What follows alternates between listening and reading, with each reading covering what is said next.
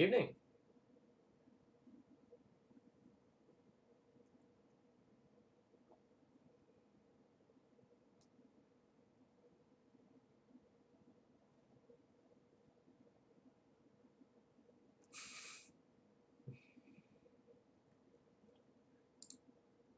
Dorothy Thalia takes the lead with a whopping 1 bit.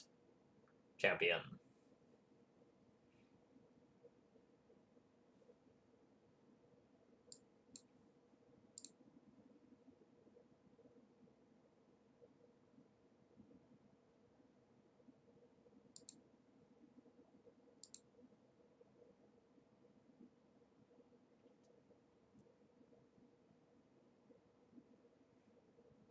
Hey, hey.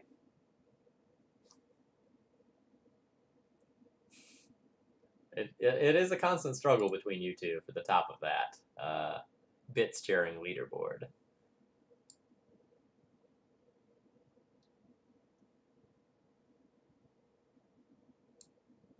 I'll get more talkative in just a second. I'm trying to troubleshoot something stupid, and I can't seem to figure it out.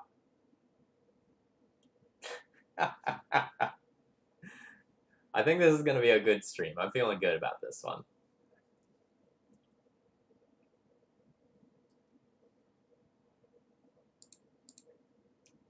All right, good evening, everyone. Hello, my name is Phil Gallagher. I run ThrabenU University, a site dedicated to legacy death and taxes. Speaking of, I did put a new article up today. I had a guest tournament report from Bill Lee, who won a 1K in Seattle with D&T.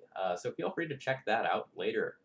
It's not going to be D&T tonight. It is going to be Blue, White, Red Stoneblade, which I'm dubbing Keranos Blade because, you know, there's a Keranos in it, which is one of my favorite Magic cards. You know, other than, you know, Legacy All-Star Vampire Nighthawk, Keranos is pretty high up there on my list of, like, shenanigans cards that I love.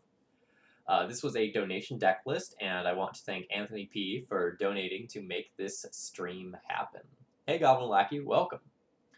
So, for a quick deck tech, Blue, White, Red Stoneblade essentially gets to play more cheap interaction than a lot of the other Stoneblade decks.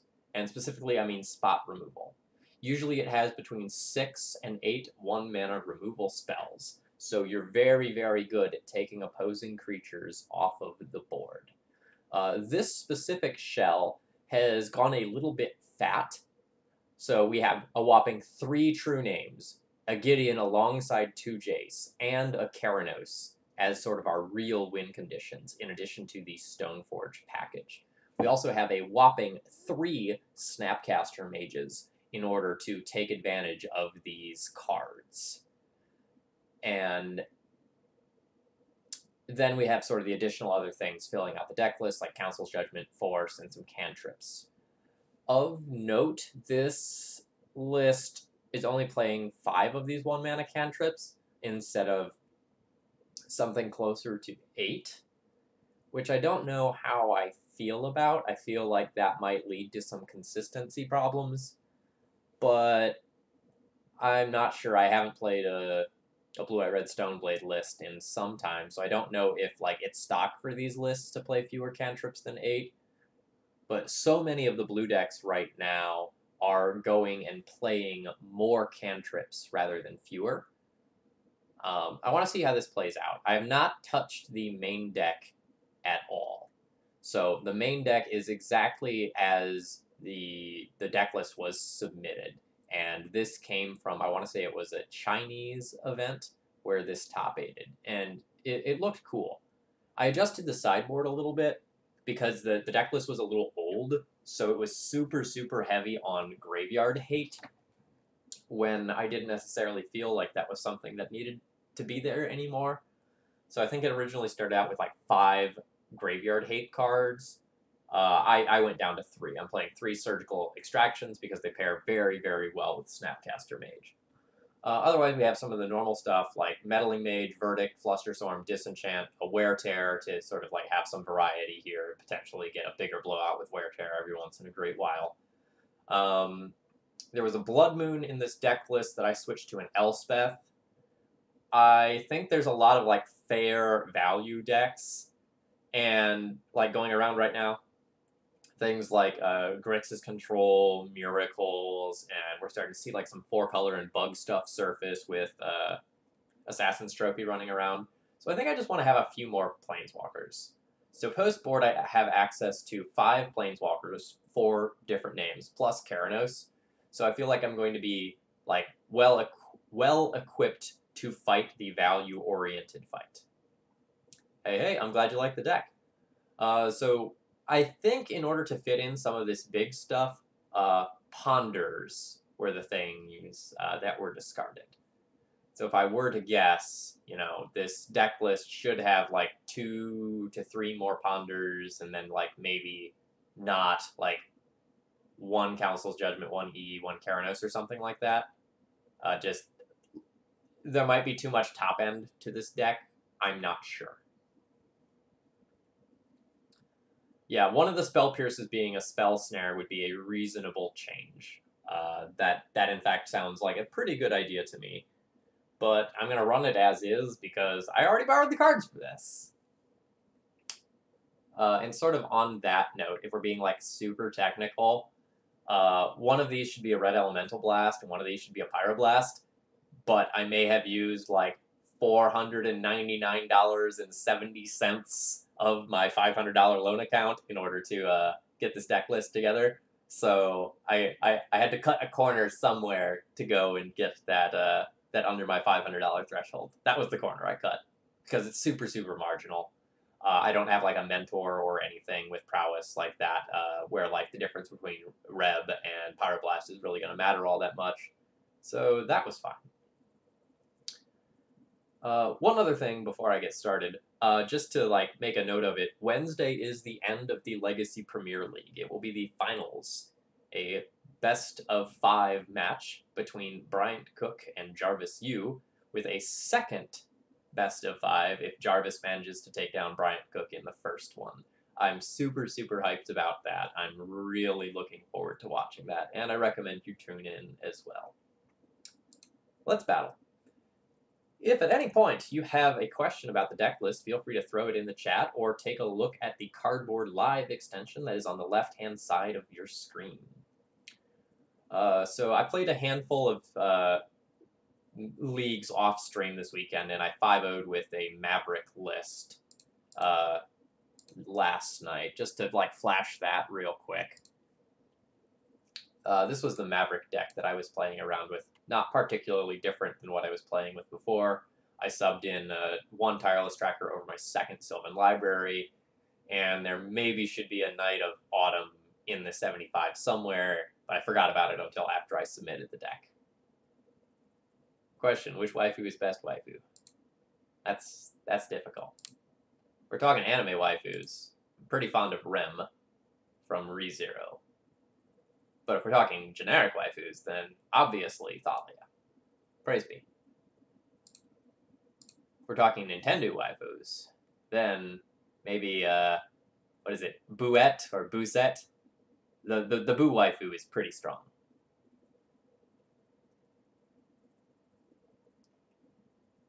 I'm real tempted to, like, time you out for 600 seconds or whatever, but I don't think that's quite worth it.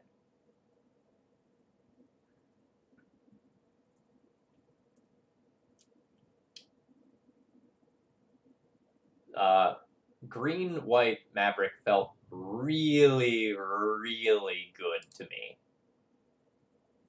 I really liked playing with that deck. Just like the option to choke people feels super good right now with all the Miracles and Grixis Control running around.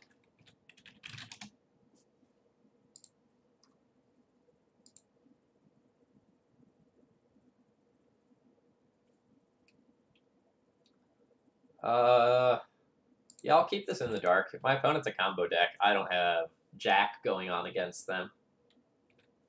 But if my opponent's a fair deck, as is going to be the case, I'm fine.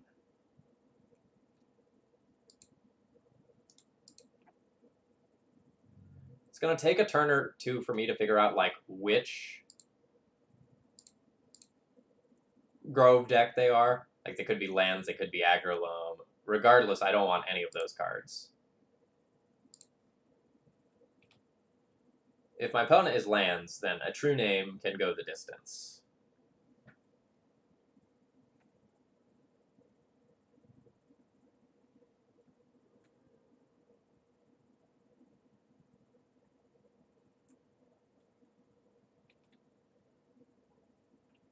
Evening, Lasco.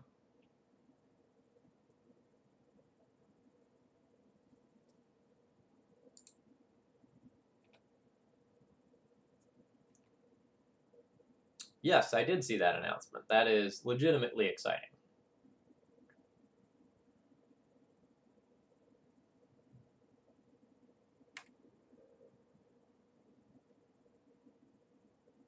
My opponent gets a Barbarian Ring and a Port. That occurs.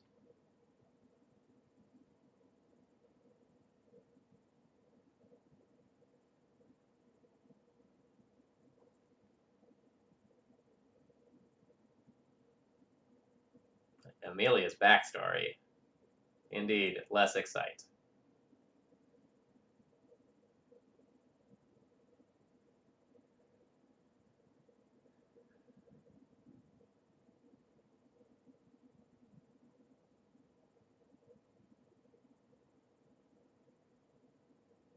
Hey, Tesserator, Harley, thank you very much for throwing your Twitch Prime money this way this month. I do appreciate it. Praise be to Thalia. Enjoy your sweet emote. Alright. So, I don't really want to fetch a Tundra. Like, I very actively do not want to fetch a Tundra, in fact. But I think I win this game with my true name. So I'm going to accept that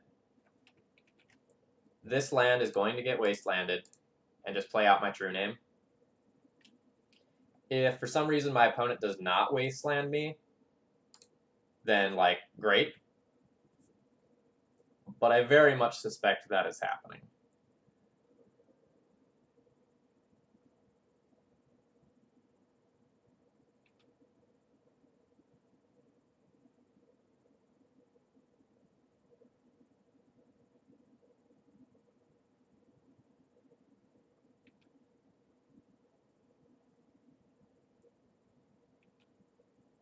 Yeah, I'm glad you're going to get to, like, go and, like, actually run into... Oh, geez.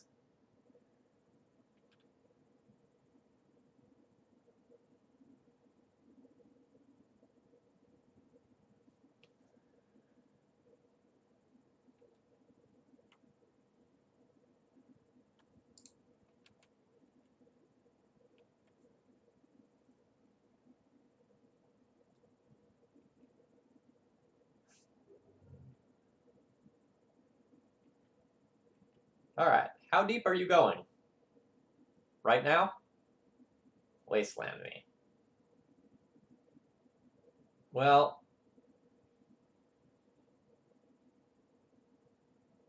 that happens.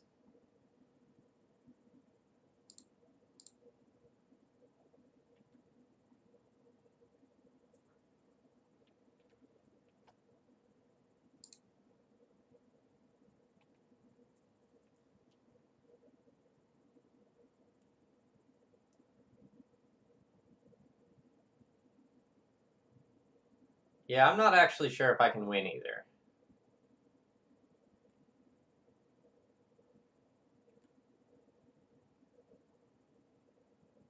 Like, they get to do this forever. And I have to swords them.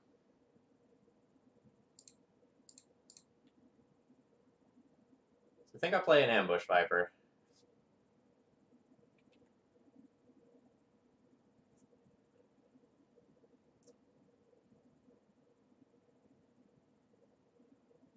So my island gets ported here.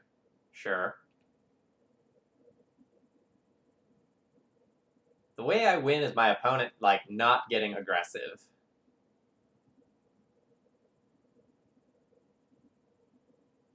And, like, council's judgmenting away a merit lodge instead of swords to plowsharing it. That's the plan. I don't know how long my opponent is going to wait.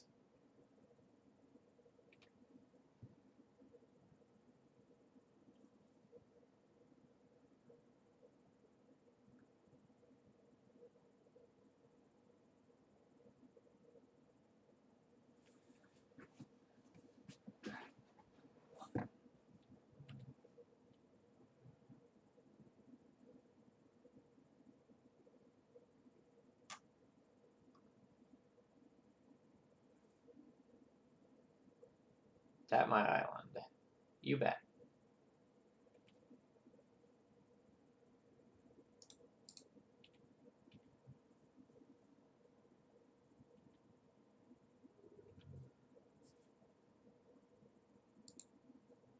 And I might mise this win. I might attack for 5 one more time and then bolt my opponent out of the game. Alright, so that Barbarian Ring can answer Snapcaster Mage.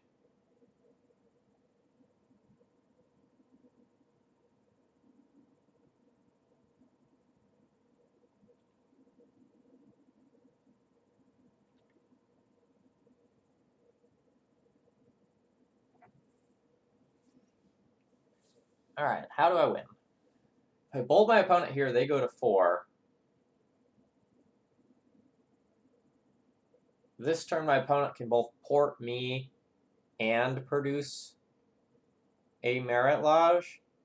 If they tap their Barbarian Ring, I can kill them with a bolt. So I think I need to not fetch here to incentivize them to port me. They're not porting me.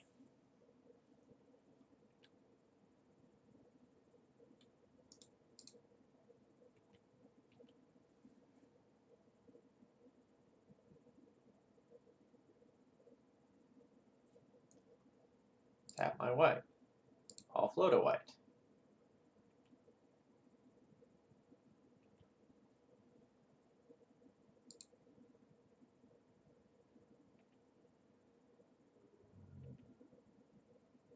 Alright, so I have them dead. Which is awesome. I'm gonna go ahead and let them tap low, though, or out. That way, like, a crop rotation can't try to get me. Ooh, you thought I was blue-white Stoneblade, but all along, I was blue-white-red Stoneblade.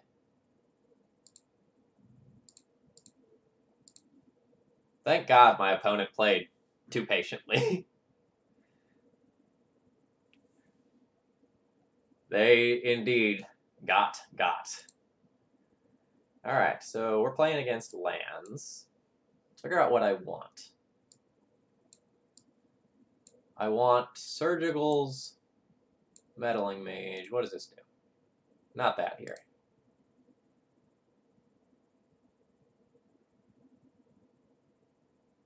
I'm fine with showing them the basic.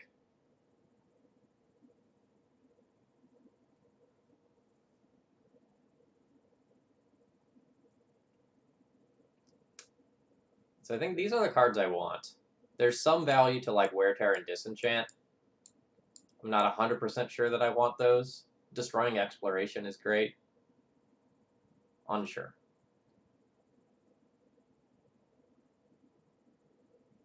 I wish I had a Path to Exile. I'd like that over some of these Swords to Plowshares.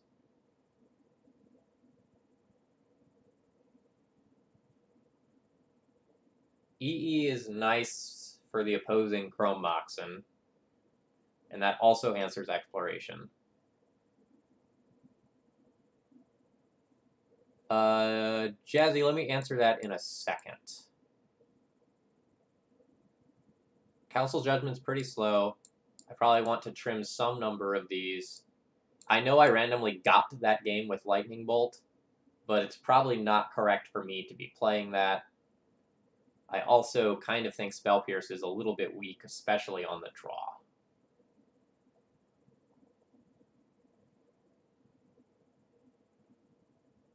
Jite is also pretty weak.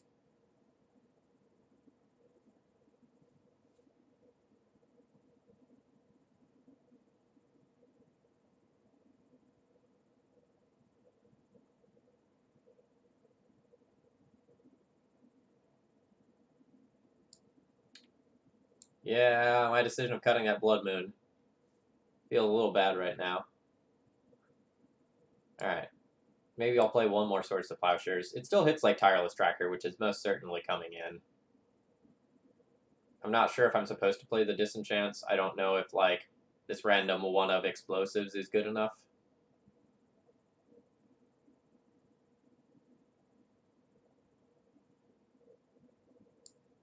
Maybe these spell pierces are too ambitious, and I'm supposed to do something like this.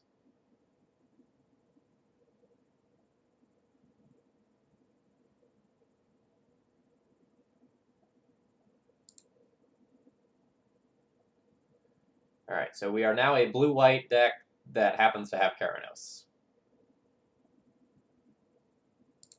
Alright, so I have a surgical and a force. Great start. You can have Mox Diamond.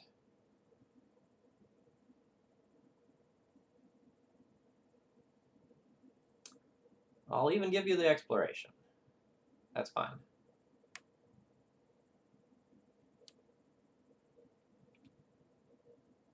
Oh, no second land. Oh, never mind. That was just an F6 check.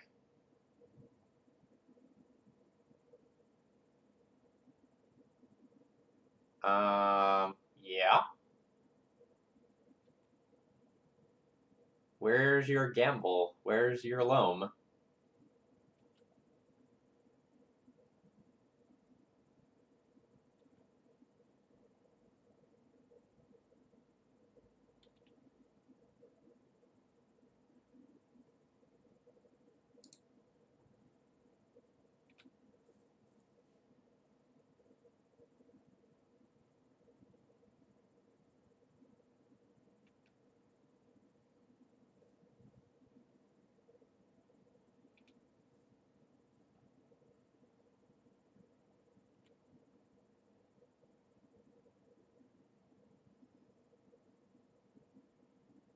I'd love to draw a white fetch here so I can fetch basics.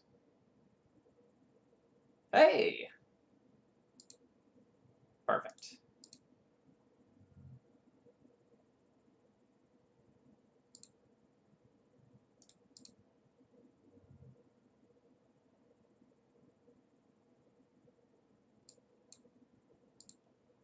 Of note, I tried to change out this planes, and I think there's a new moto bug where I can't view more than one art of the planes that I have. I have to figure out what on earth happened with that. Take some screenshots. It's super weird.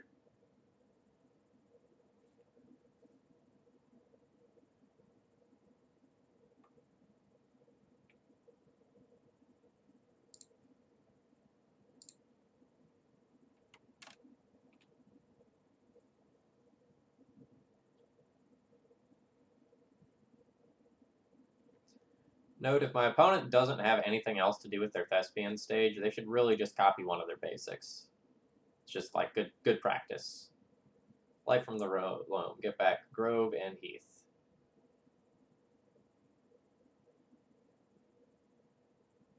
I almost want to force that, but I won't.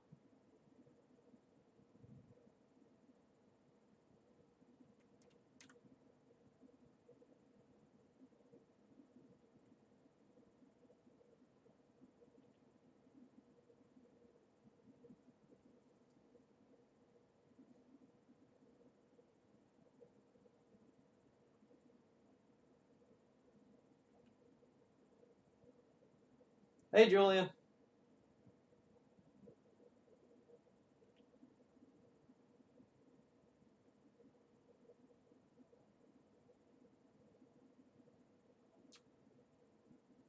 Ooh, that's tricky. I'm gonna have to go with the oddball dark horse choice of Mega Man: The Power Battle, the arcade fighter game. That game was hype. All right. I suspect my opponent has Corrosive Grip in hand, so I don't want to put in anything yet. All right. Show me a cycle land. I'm doing it.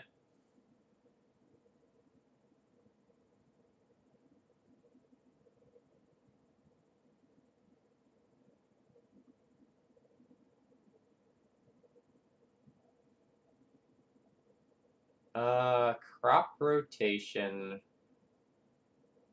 I don't know what that does, but it probably just gets dark depths.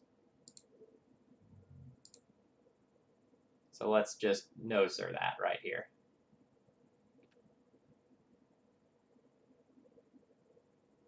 Hey, opponent did have Gross and Grip. I am a good guesser.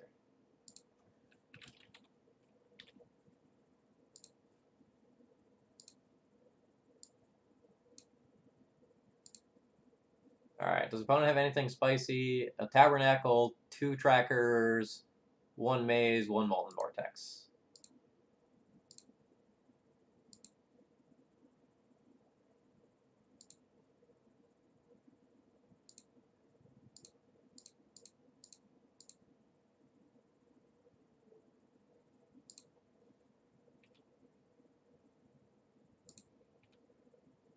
Yeah, my opponent bogging themselves would be sweet. I expected Bojuka Bog to be sideboarded out, but it was still in there. Maybe for exactly that reason. And my opponent just conceded. Well, that was easy. Yeah, Julian. So there were 2 different Mega Man arcade fighter games. Mega Man the Power Battle and Mega Man the Power Fighters. I played one of them while I was camping as a kid at a campground in Wisconsin, and I just fell in love with that game. So then when they did I forget what they call it, like the Mega Man Anniversary Collection for GameCube, they made those unlockables on there. So I enjoyed those a lot. And they can be played as like a cooperative game, so I sat down with a buddy for a long time, just like played through those. It was super fun. You need to like use all the power-ups and see all sorts of bosses throughout the series. It was neat. It's probably like not the highest quality Mega Man game, but I really personally enjoyed it a lot.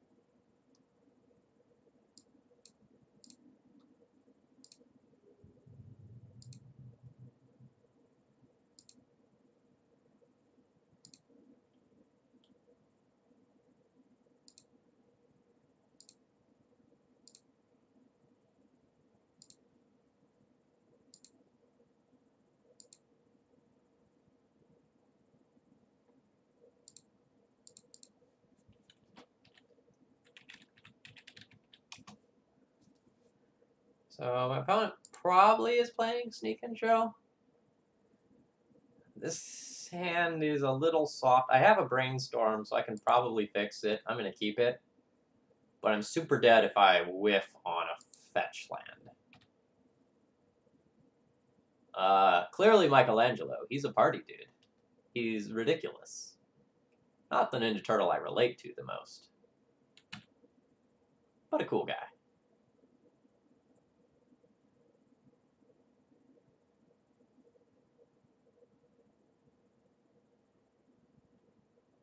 Alright, so that was top with that preordain. Which does not mean good things for me.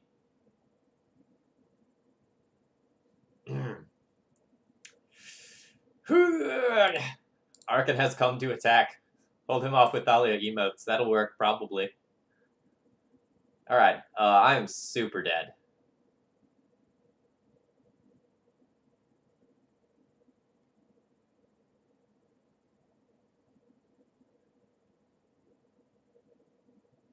I'm in fact so dead that I'm considering conceding right here.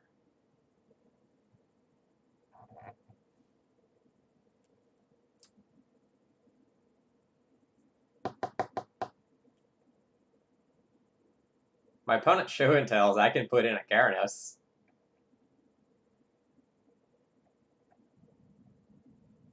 No, we're dead.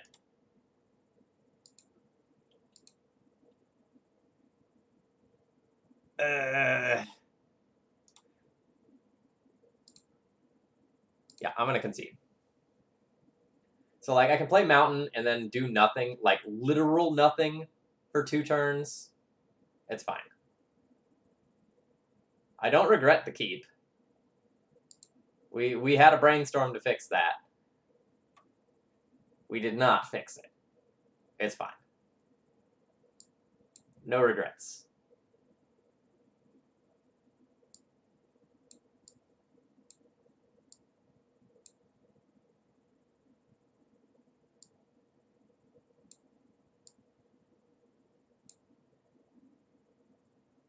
Alright, this is the pile of cards that I would consider. I have a lot of things to cut. Alright. EE is bad.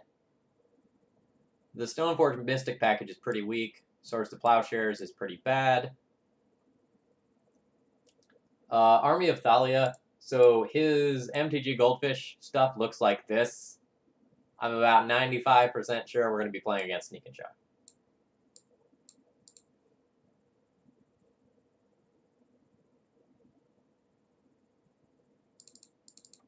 My bolts are pretty bad. I don't want Jitte. I want to trim at least one Stoneforge Mystic.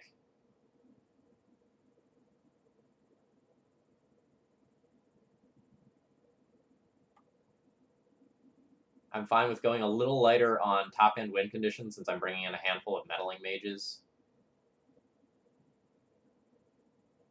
So, like, the Gideon can probably go. I don't think I'd want to tap out for that.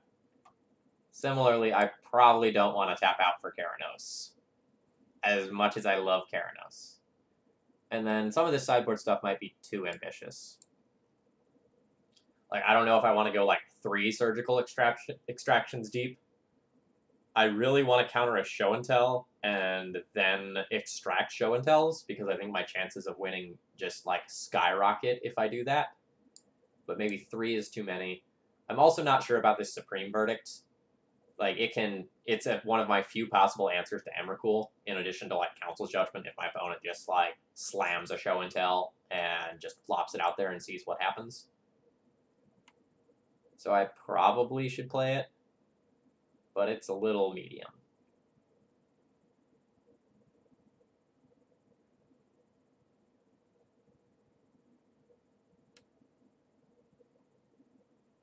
Maybe I cut one of these bad boys.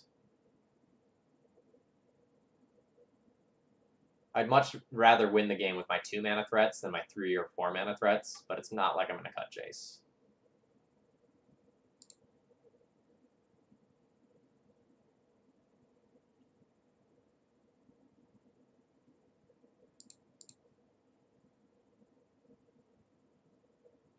Ugh.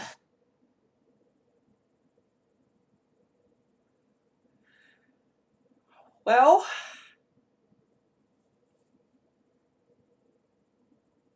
I have a piece of interaction and a follow-up in surgical.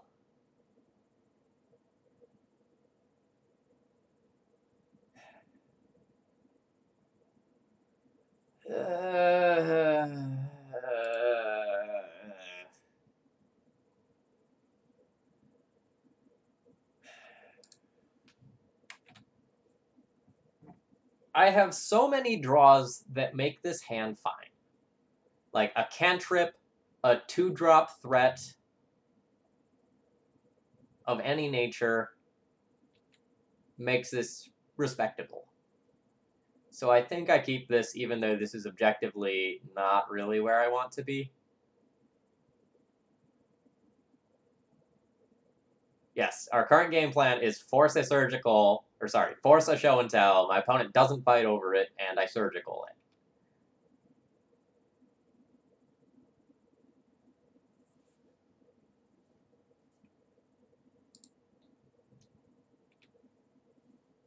The second force isn't a bad draw.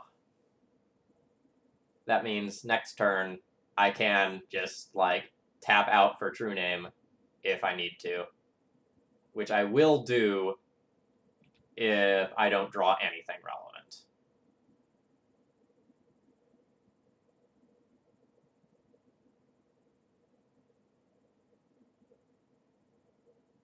I would rather sculpt my game plan for a little bit longer than tap out for True Name now.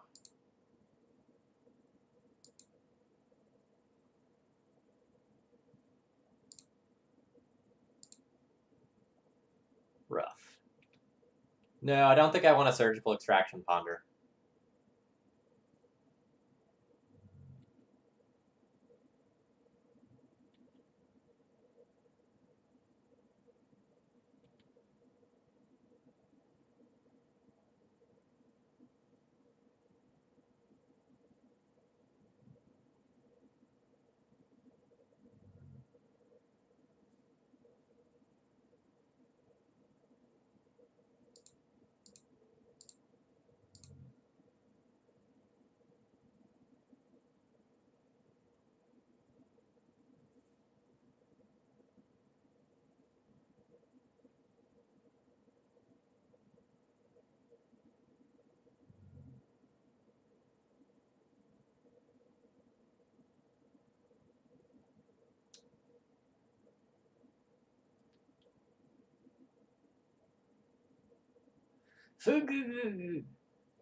All right, they pitched an omniscience, so that's good for me.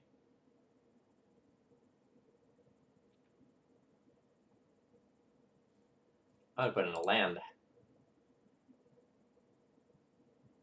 Hmm. Hmm.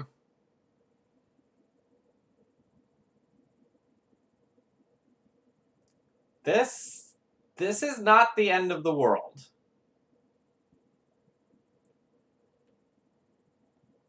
I have a plan, chat. Don't you worry.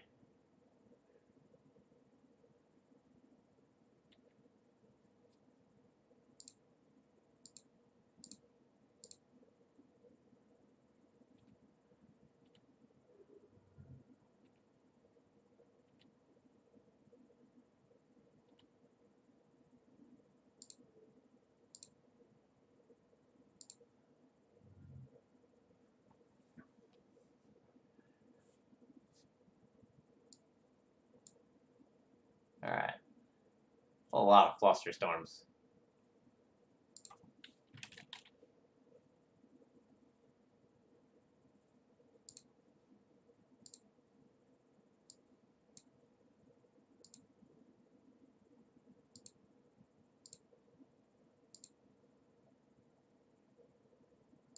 Unfortunately, I cannot afford to surgical the ponders right now, as I am at 2 life.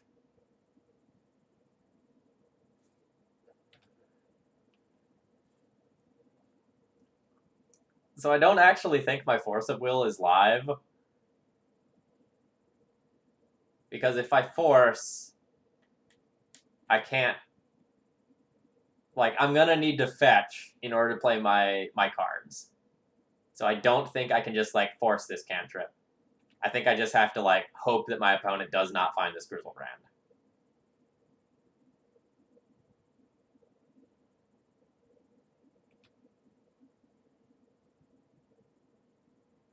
So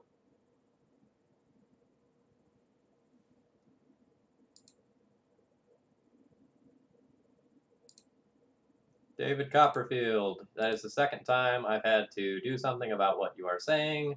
You are banned. Goodbye.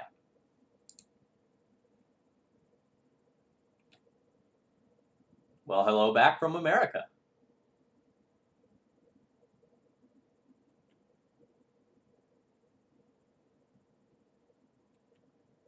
So for someone asked, why was there a reason to, like, not put the land in?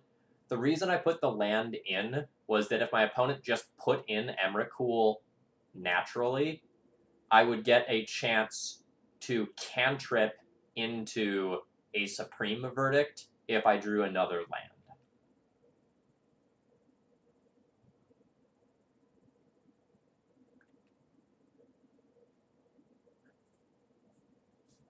Opponent, you're not getting me. I'm getting me. I wish I could hold priority and then force the surgical, but I can't do that.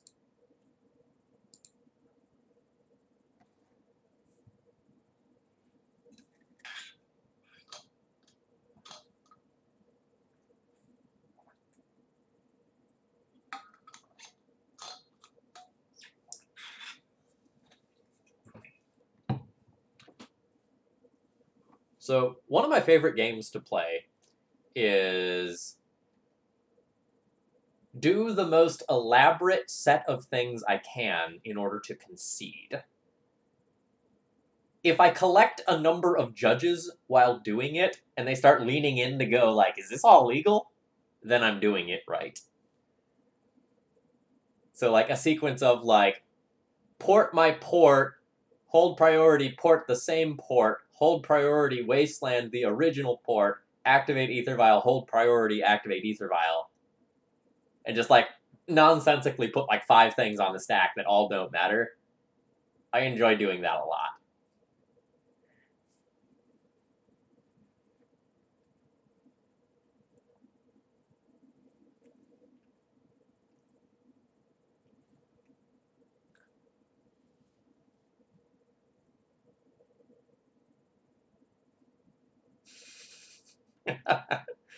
Thank you, America, for this game. Thank you.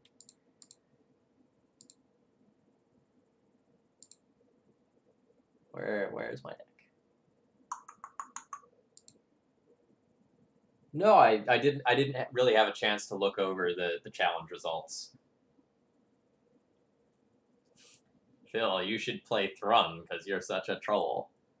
I've played Thrun in Legacy before. Thrun's fine.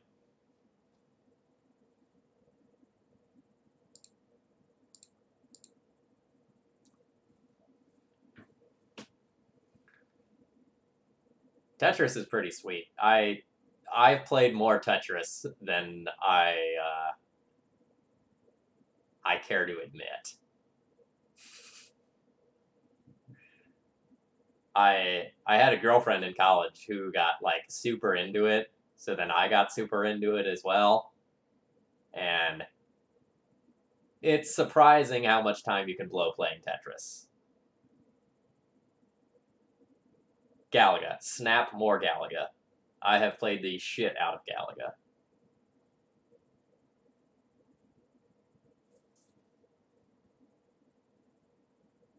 Ooh, what's the 13th place deck? Was that the, like, infinite one-ofs deck?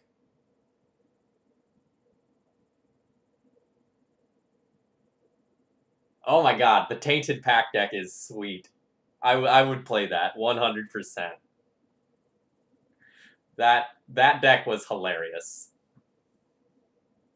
All right, favorite game console. That's really hard for a number of reasons. So, like, the first one I owned that was, like, mine and not, like, a hand-me-down or anything was, like, my N64. And, like, getting, like, Smash 64 and Pokemon Snap was awesome. And, like, the 64 has a lot of games that were, like, super important to my development as a gamer. You know, like, Star Fox, the 2 Zelda games, Super Mario Bros. But it might be the GameCube for me, because, like, Animal Crossing, Super Smash Brothers, Melee, Mario Kart, Mario Party. I've probably logged more hours into Melee than just about any other game I've ever played. You know, maybe the exceptions being, like, Diablo 2 and Magic. Yeah, please post the link to the challenge. That's A-okay.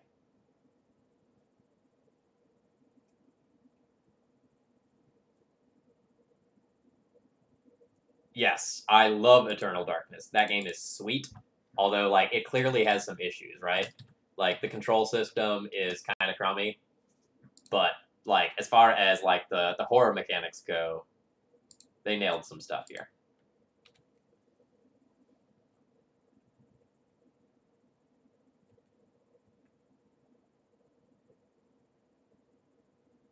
Yeah, someone sent me the Tainted Pack deck earlier, so I didn't really, like, comb through the results, but someone said, like, hey, you need to see this.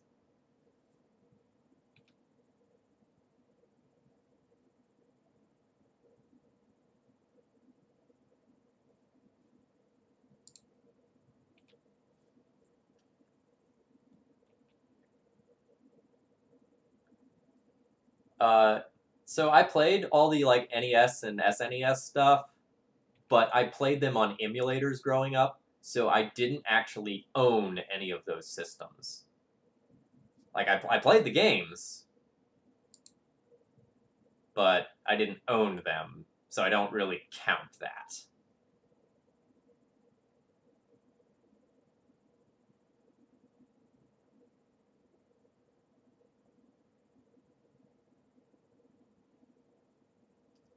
I don't really know what I want to ponder for yet. I guess I could try to find a real threat.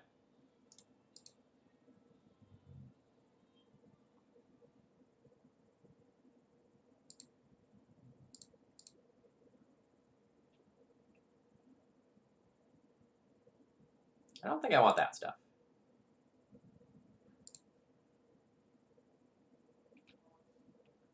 Note, I'm fetching an island here in case my opponent is playing Miracles and they're playing back to basics.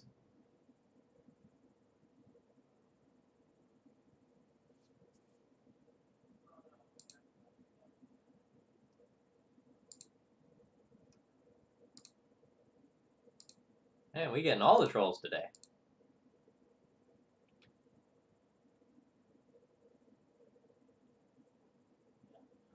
Hey, Potentia.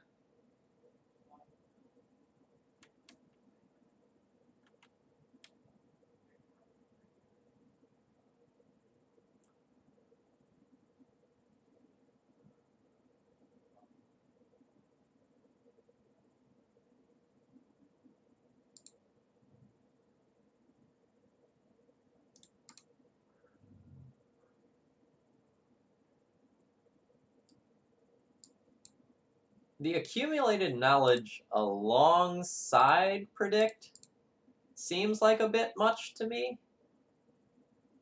Like, that seems like a lot of card advantage, especially if you're in, like, a lot of filtering.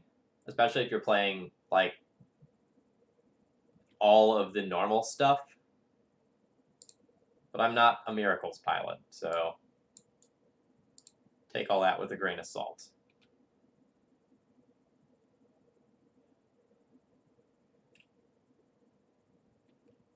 Oh, it's Honorog? Alright, Honorog's deck's probably great. Honorog is doing Honorog things and just destroying everyone, so.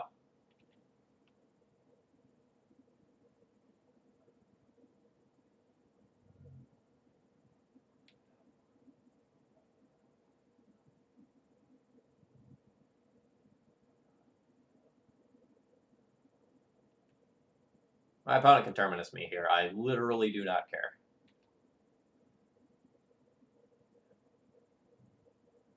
I think AK is very good right now. Alright, counterbalance I do care about, though.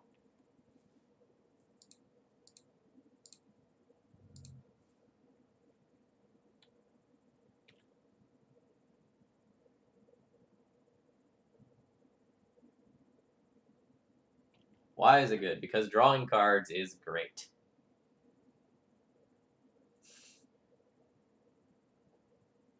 Like, you need to be on the wrong side of the third AK or the fourth AK to really get how good that can be.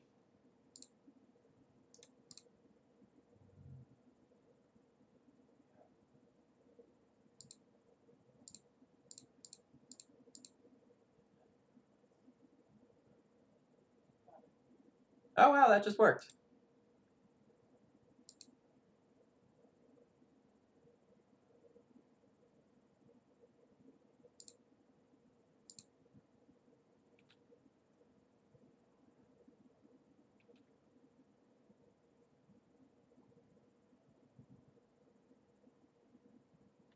All right.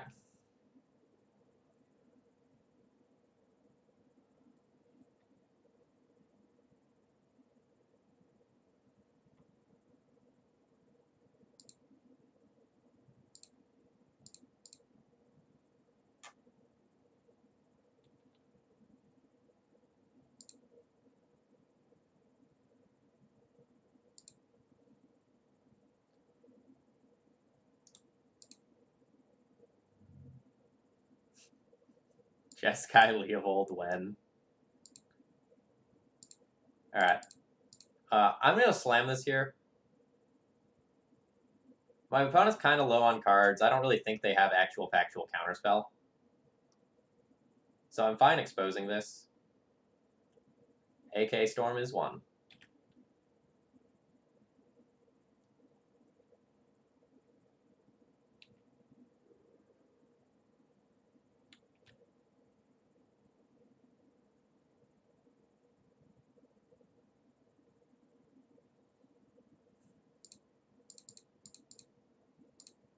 Alright, so opponent doesn't have, like, hardcast Force up. This would be a pretty devastating spot for a Jace, because my opponent can, like, Jace, bounce this Germ, and get a huge amount of tempo, but then I have Council's Judgment as a follow-up. Alright, so it looks like my opponent is probably going to Council Judgment away my Batterskull. They may take the Sword of Fire and Ice, though. Who knows?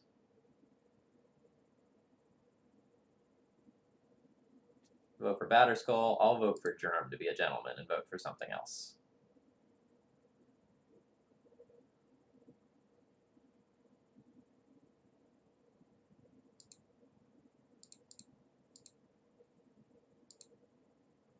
Hey, we drew another one of those. We're so good.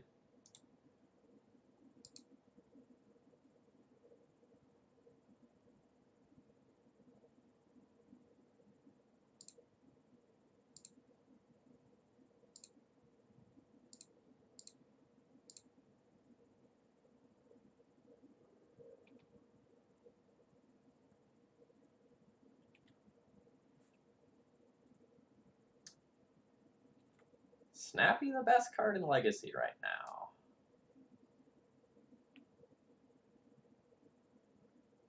So Snapcaster's a card that's shared between Miracles and Grixis Control, which I think are probably two of the best decks in the format. Alright, you have your own Jace. I have an answer to your Jace, though. So there's that. So I could see Snapcaster being one of the better cards of the format right now. Without, like, giving it some real thought, I don't want to say, like, it is the best or anything. But I think that's like, reasonable.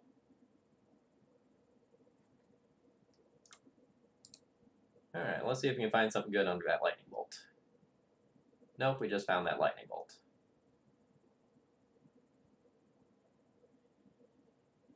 So I don't feel like I need the second Swords right now. I'm going to hide that. I'm going to hide a True Name, which I would be fine drawing. I'm going to try to just Lightning Bolt this Jace, rather than use my Council's Judgment on it. Oh, that just worked? Well, great.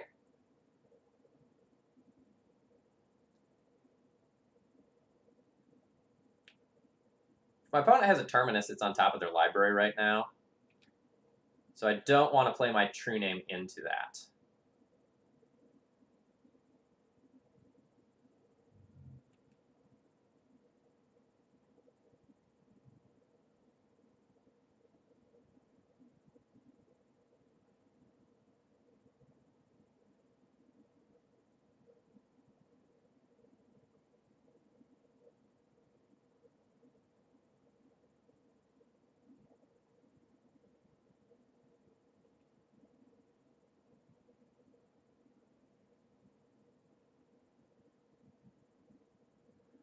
Another Senior Jace. That's fine.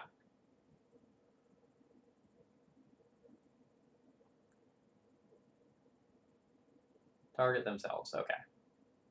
Sure.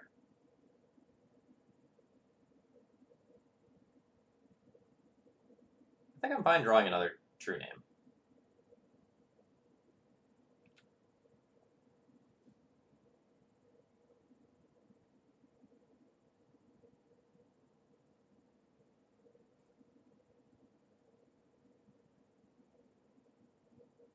It's not a Jace race.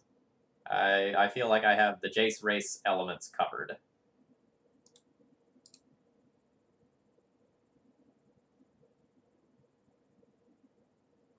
I actually don't mind a Spell Pierce here.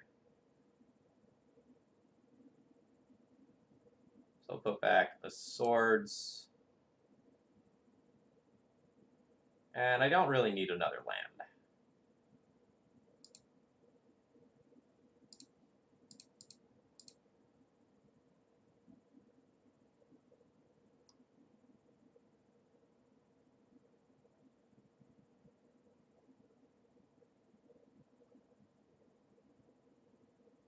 All right.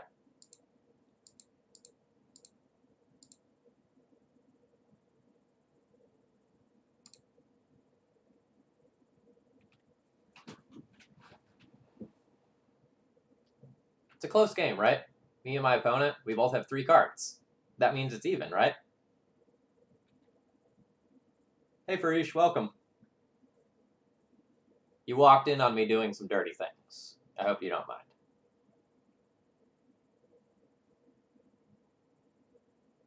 Supreme Verdict. Cannot be countered. It occurs.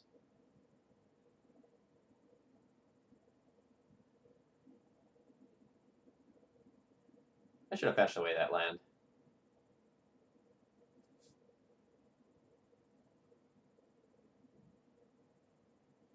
But it's here now.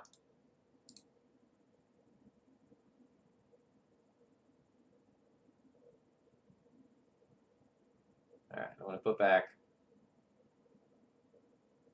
both lands.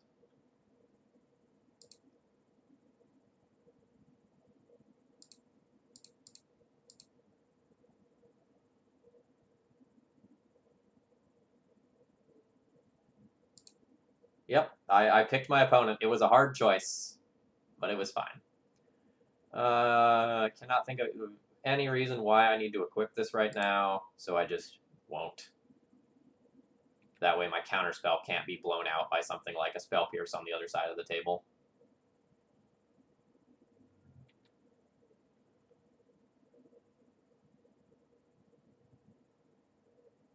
Jeez, Farish. That's awesome. Sometimes you like get there in those like really tight games where you're like, oh god, how can I win this?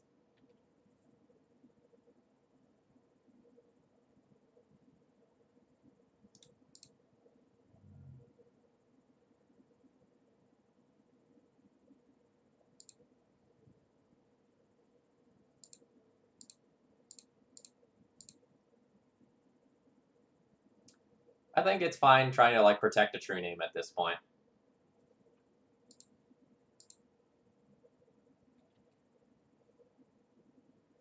So my opponent can, what? Snapcaster Supreme Verdict? Deal.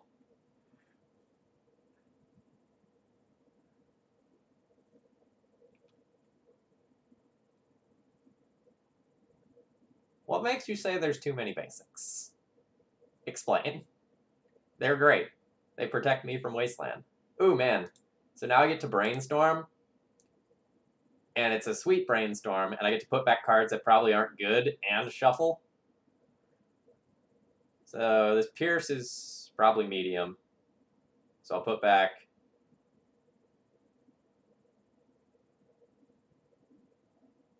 Pierce and Sword.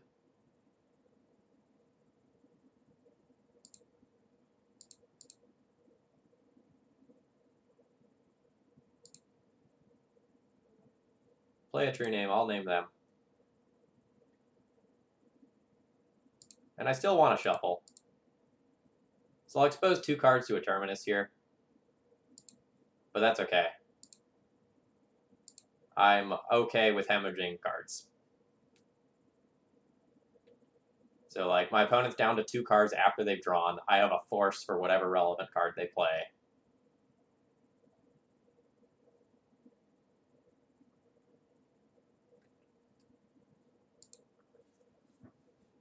Why does the Blade deck feel so good against Miracles? It's probably because there's a Keranos in the deck, which makes the deck inherently lucky.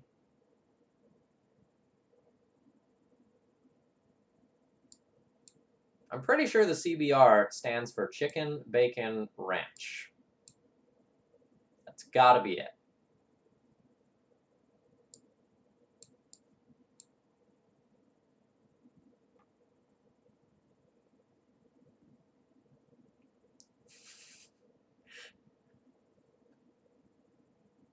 Alright, so EE seems bad. I'll probably trim but not cut swords to plowshares. I guess Red Elemental Blast is pretty awesome.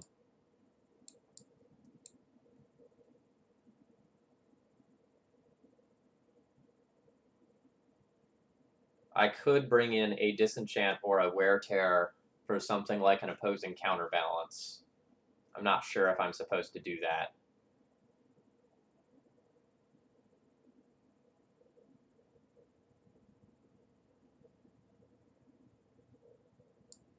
I'm probably not supposed to Force of Will in a matchup like this one.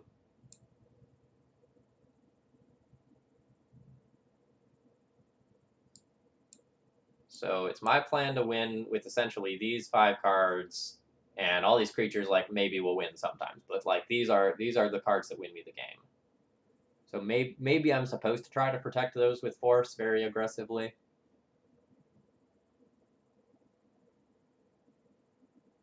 That seems kind of wrong though.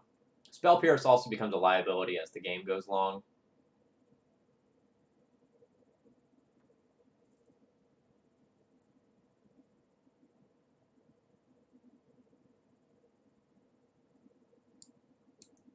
Maybe I'll play a Verdict as a clean answer to Mentor. But I have more creatures than my opponent. Maybe that doesn't make sense.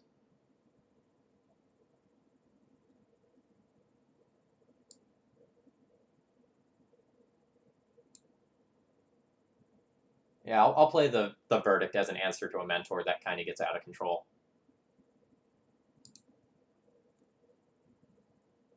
Not 100% sure on my boarding here.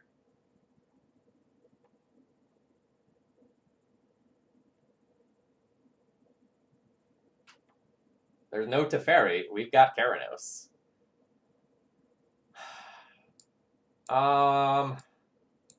This hand is what I would describe as not good. I think I'm going to mull this one.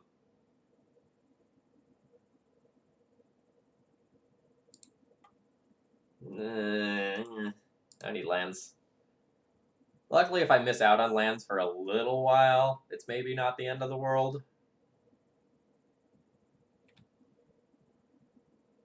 We kind of went opposite sides of the spectrum with these two hands.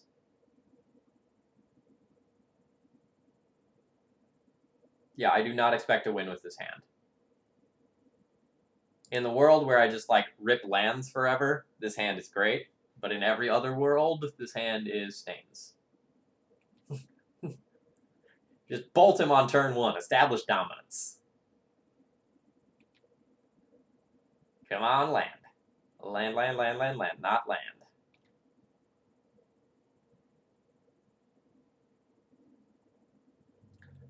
Yeah, I agree. I think Grixis Control is the best Snapcaster deck in Legacy.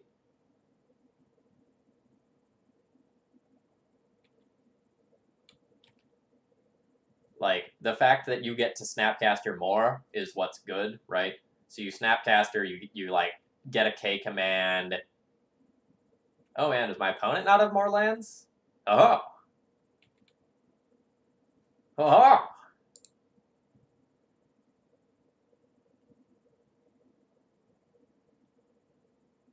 Alright. Hard call moment. I believe that Back to Basics is not currently in my opponent's deck.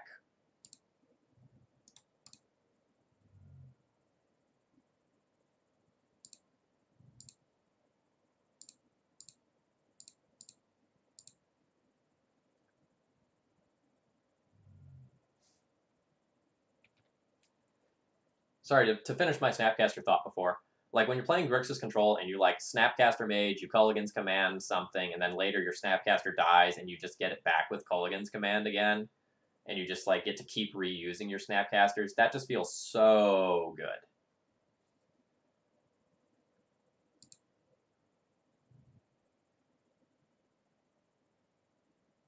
Awkward. I think I need to leave up Counterspell for a Jace.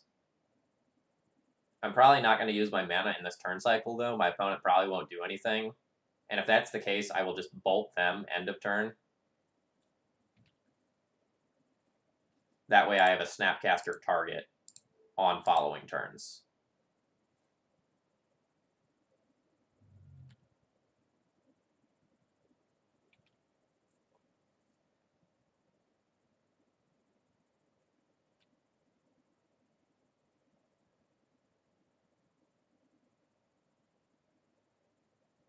Yeah, fuck that. That is not happening. My opponent's hand is probably garbage right now. I will fight over that. It also just puts it in the graveyard in case I draw another land. Alright, I think we're playing Burn this round.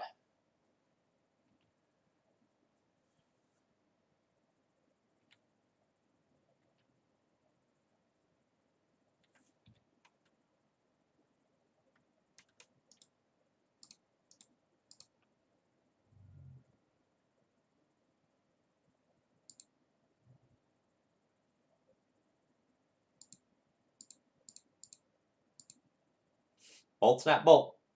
That's how I won 3/4 of the games of Modern that I played.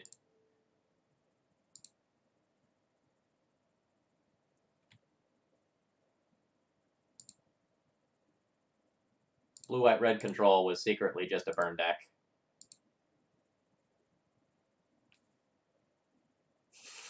Flusterstorm the lightning bolt. Deal. Deal.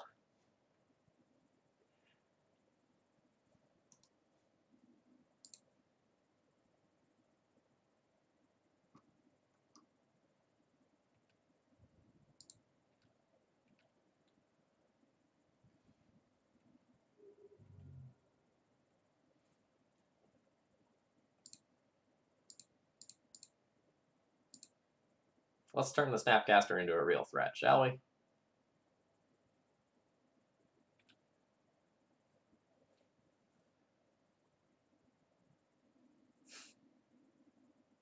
Okay.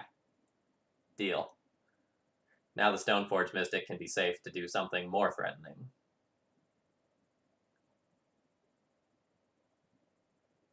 Accumulated knowledge. Bolt you in response.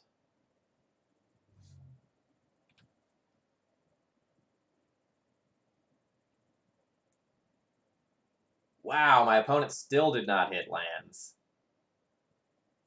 Jeez.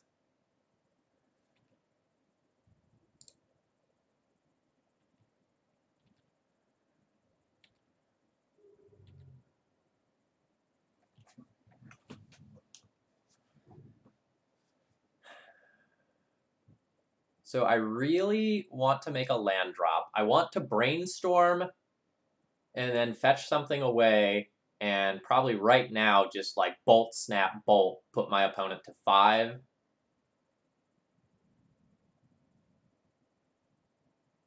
And just try to close the door on this one while they don't have blue out to like fluster or pierce or anything.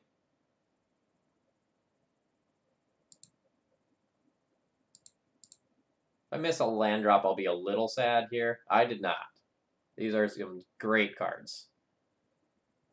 So I'm going to put back my Batter Skull, which I'll fetch out, and my Swords to Plowshares, which I don't need right now.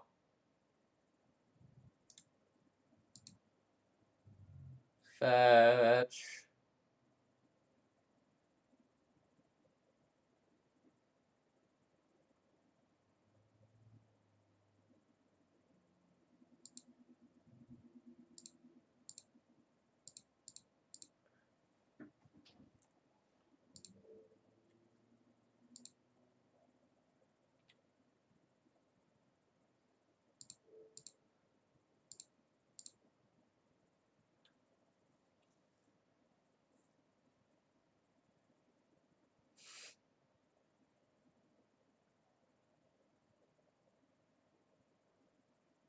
So like I don't really play limited at all, but all of the responses that I am seeing on like Twitter and stuff are super positive about this limited set. Miracle Terminus to punish us me? No? Spring Verdict? Get my snaps?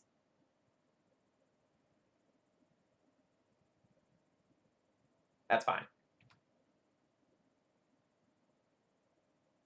I'm already pretty sure my opponent doesn't have Force at Will.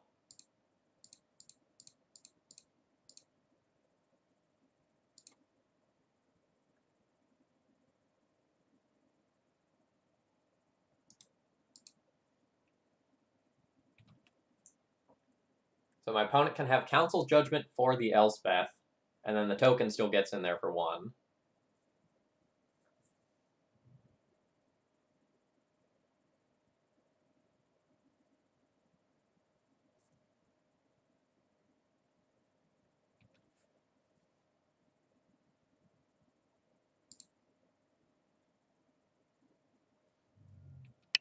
Opponent down to 4.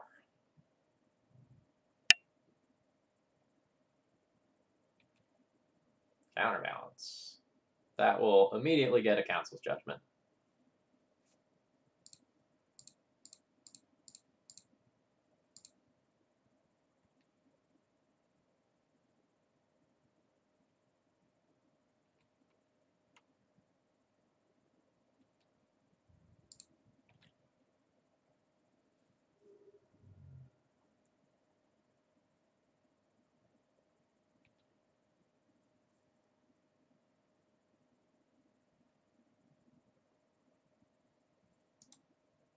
Forces are in the board, right?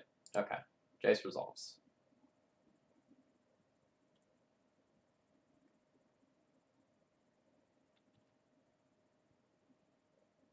Brainstorm over bounce token seems to indicate that my opponent has Swords to Plowshares.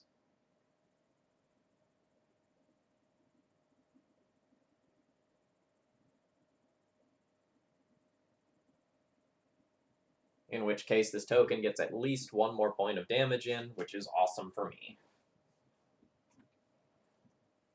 Because at some point, like, my opponent being at a low life total is just going to start turning into sinkholes where they can't actually fetch.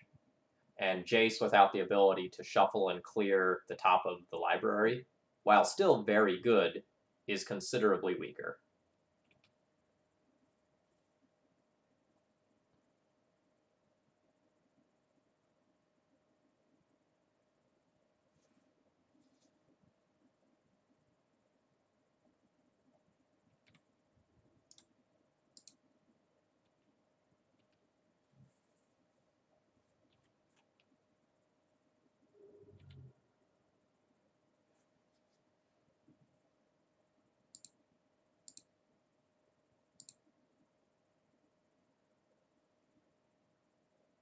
My own Jace, you say?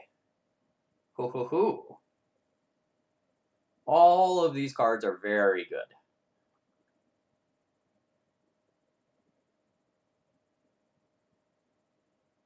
I think I want to slam my own Jace right now, which means I need to keep land and Jace. It also means I will have to shuffle.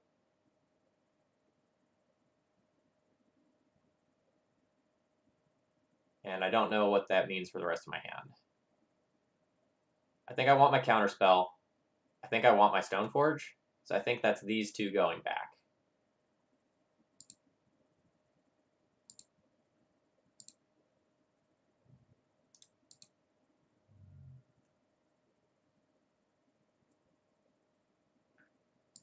Again, I've already committed to like losing to back to basics, so I should maybe I should leave the Volk in there so that a white fetch like Arid Mesa could get a blue source. Yeah, all right, so I'll get an island here.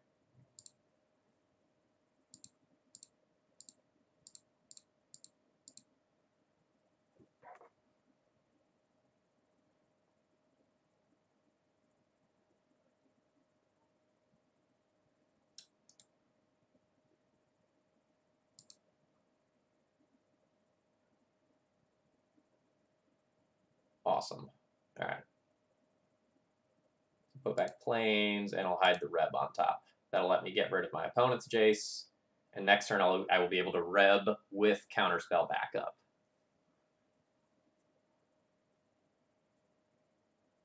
I could have Fate Sealed my opponent in case there was like an Entreat the Angels placed on top of their library with the Jace.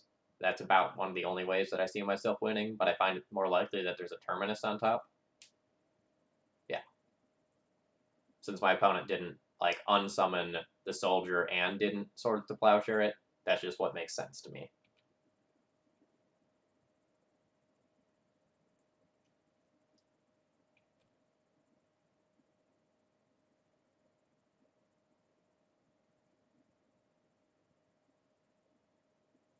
So against Stoneblade, D&T tries to not die to True Name Nemesis plus Jitte. That's basically the matchup. If your opponent doesn't assemble both of those things, you usually win.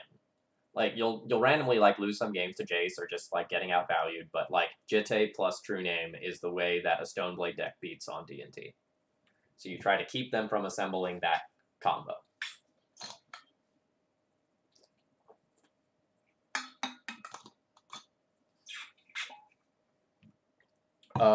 Gideon, while looking good, isn't actually all that relevant to the board.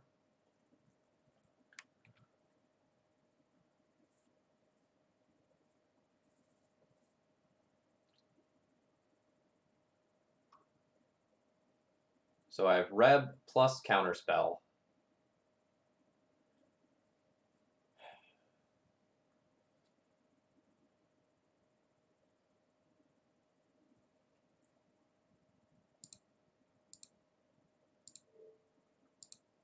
Let's blow that up. And it just works, which is awesome. I want cards.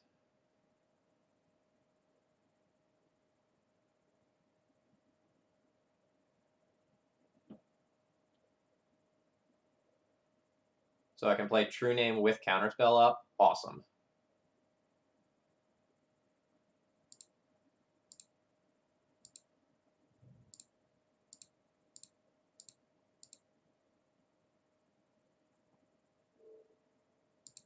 I will name my opponent.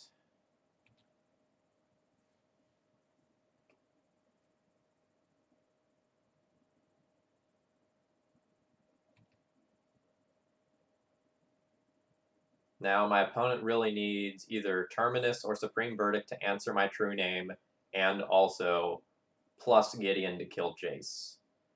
But my opponent might be afraid to plus Gideon to kill Jace.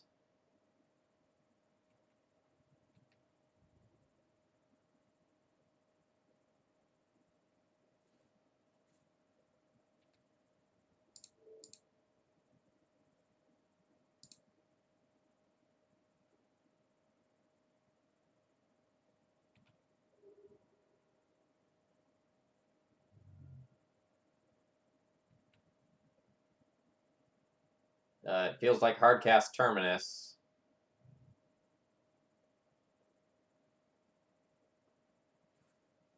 Alright, what does Snapcaster get?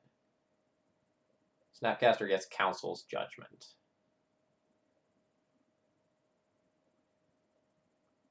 Or Snapcaster gets Supreme Verdict, which I can't counter. So I should just counter this.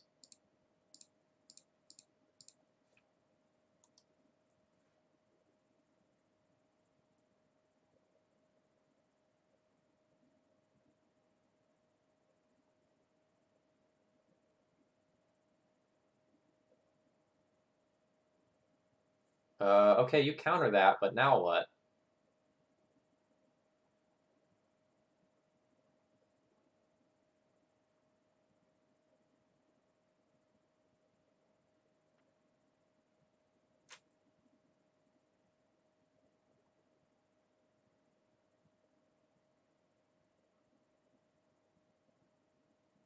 Target disenchant.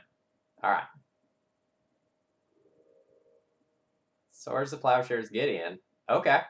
Okay. I can respect that.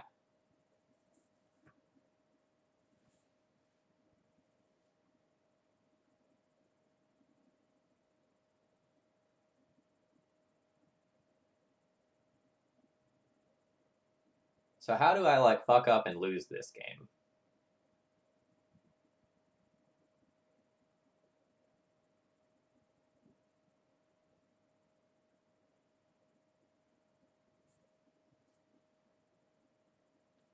So I think I want to brainstorm first, so I can use my ponder to shuffle. Actually, maybe I should just, like, Fate Seal my opponent on this turn.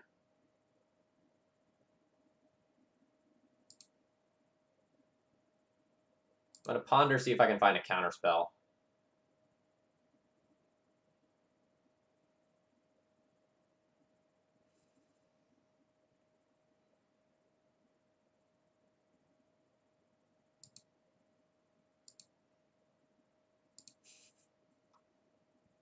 I can't help it, chat. I have to. I have to. After all that, I didn't tap blue. Damn it, Phil.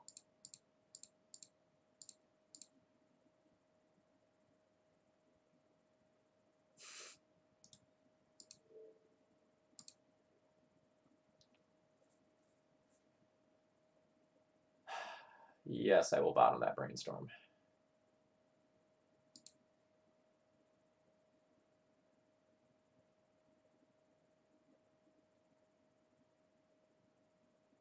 If I just hold True Name back, I defend my Jace for a turn.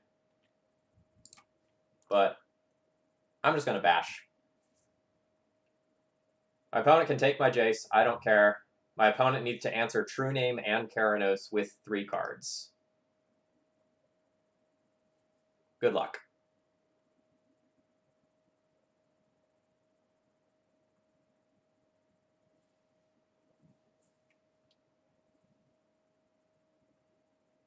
Ha ha ha.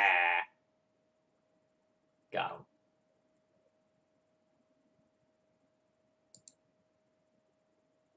They're not dead to my top card if my top card is a land. If my top card is a land, I draw another card.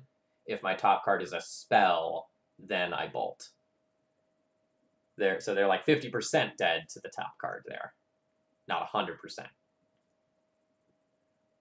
Arkin, I've seen a handful of Assassin's Trophy decks running around.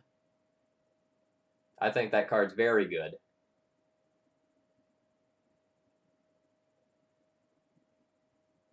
Oh, Merc Savage. I went and had to do a significant amount of editing on that article, so I did not. I valued pushing the article out today rather than waiting until tomorrow to do another day of editing. So I don't have the links in the article. I'm going to edit them in tomorrow, but I just did not have time today.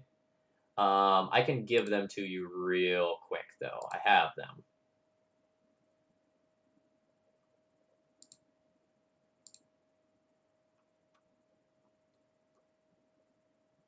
Two seconds. Okay, yeah, here they are.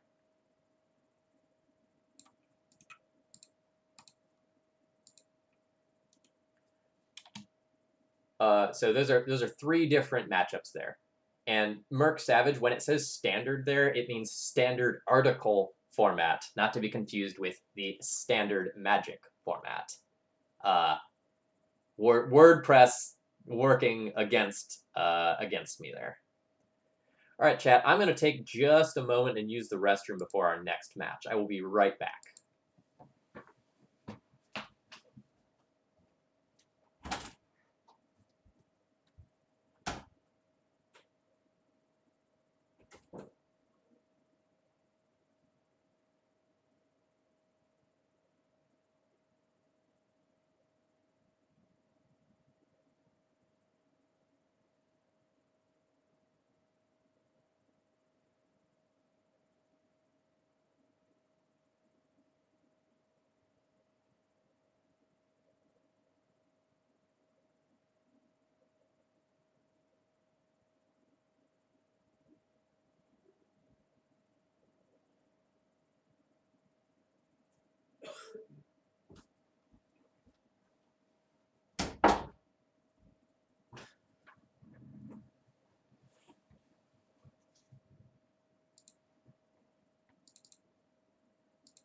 All right, I'm back. Hello, my name is Phil Gallagher. I run Thraben University, which is a D&T site, although today we are playing with Blue, White, Red Stoneblade featuring Keranos. We are currently 2-1. We got bullied pretty bad by Sneak and Show, but we're looking to round out this league and get some prizes.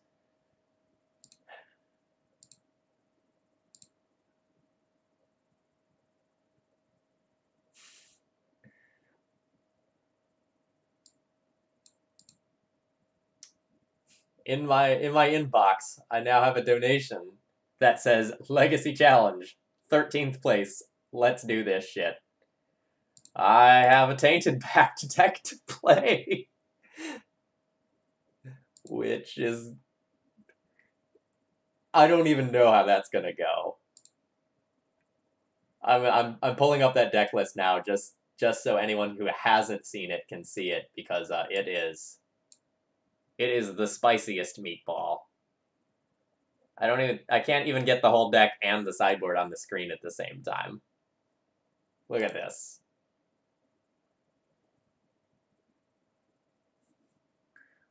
I wouldn't say we have a large endowment. We're a small liberal arts college. But we get by just fine. Man. The person who played this deck was either, like, on some sort of stipulation stream, or got real drunk on a Sunday afternoon and said, you know what? This is how I want to spend my day.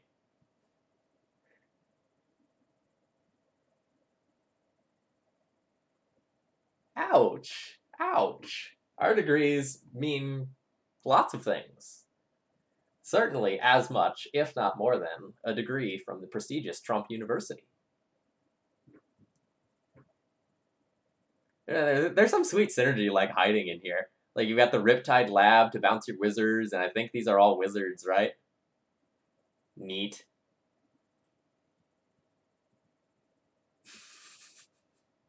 What does this Enlightened Tutor find? Ooh, man. There's fun stuff in there. It doesn't run more cantrips because that defeats the point of this deck list. Also, it's running chains. So there's that. The Enlightened Tutor, like, has these 8 targets that are all pretty sweet. This is some stellar deck building. Some even better ones in the sideboard, right? Like, you get to search for Null Rod, Rest in Peace, Cage, Canonist, Dread of Night. That's kind of cool.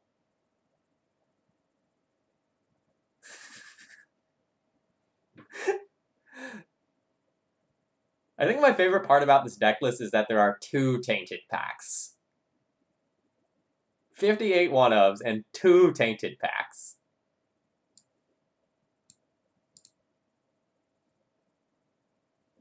We're never gonna get to play Magic again. Oh, there we go. Yeah, Nature's Ruin and Perish. That is a statement.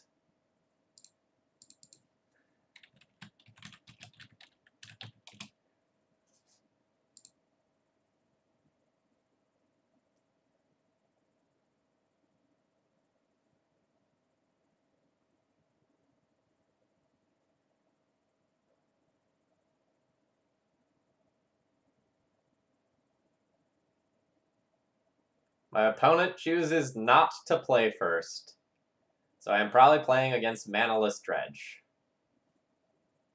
Alright, what does my game 1 plan versus Manaless Dredge look like? I need to figure that out right now.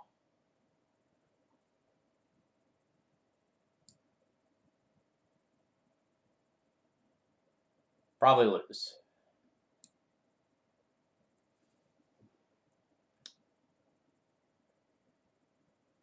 I think my game 1 plan against them needs to be remove the bridges and pray, and by, like, bolting one of my own creatures. Ugh.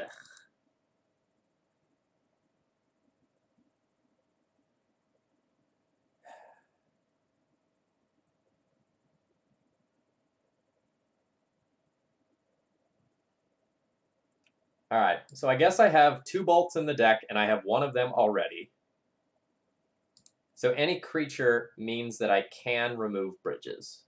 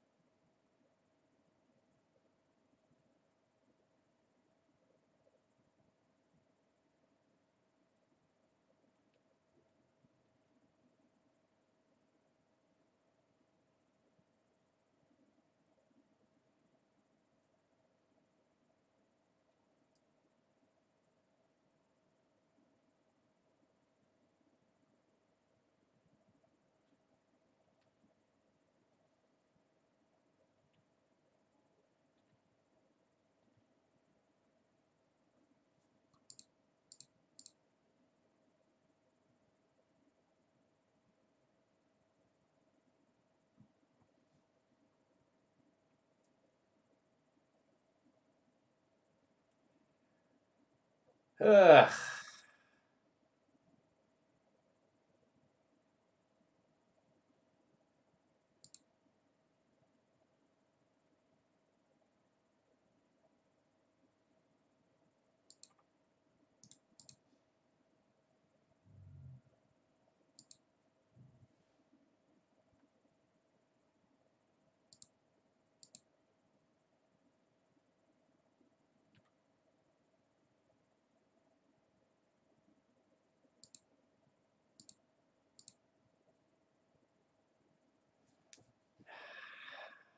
I guess I could bolt my own true name. I've got to be dead by then.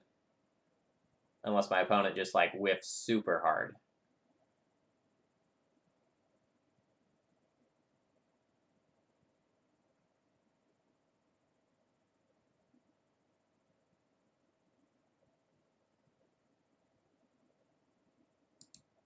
Alright, I'm keeping it, though.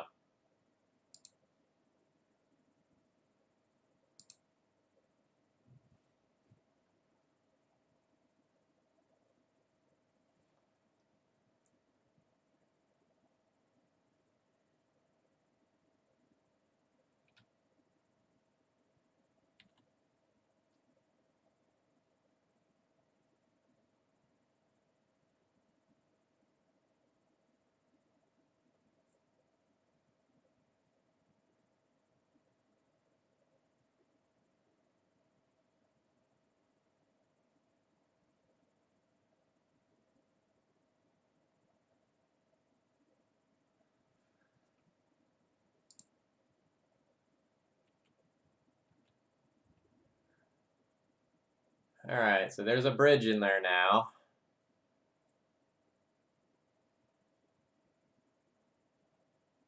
I can just swords and amalgam.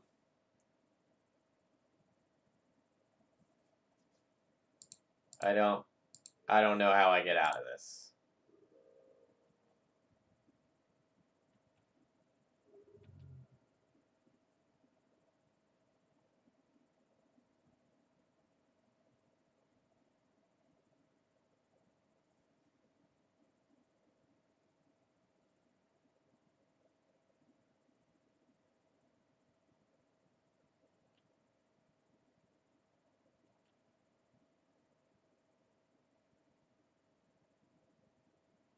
Oh, a dread return. That's fine. That's fine. Actually, maybe that is fine.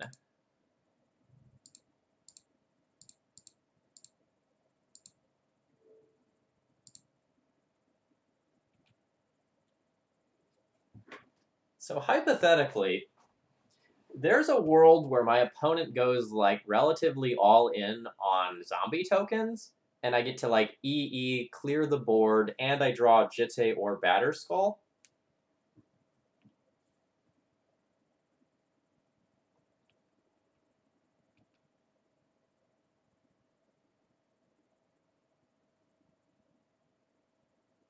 Whirlpool Rider. It's been many moons. So, for anyone who doesn't know this, when it ETBs, you shuffle the cards from your hand into your library, and then you draw that many cards. So basically, it ends up being, like, dredge most of your deck if it hits play. Alright, only one bridge in the graveyard currently.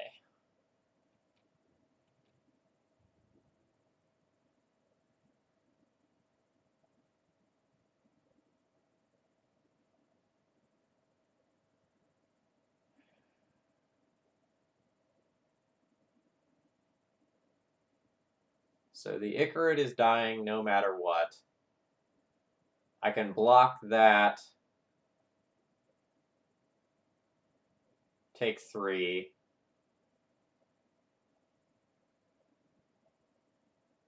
Or take 5. And not give my opponent any more zombies. That's probably fine.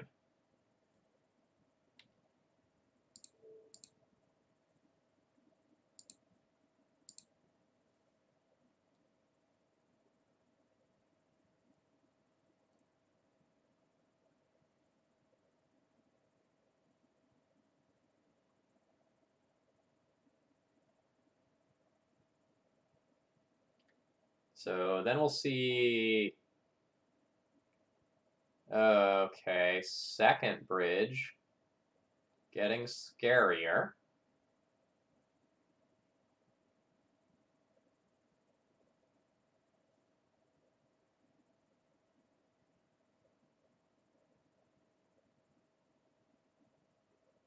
Alright. God, I hope my opponent dread returns.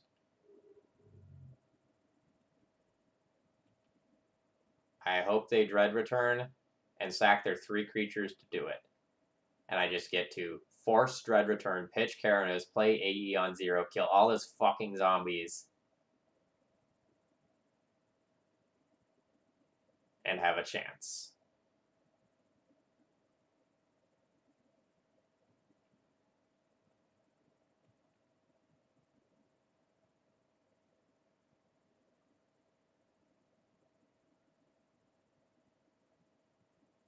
Unfortunately, they probably didn't force a will with this, and then my pipe dream fails. Yeah. Womp womp. And now they know about the EE, too. Luckily, there is not another therapy in the graveyard.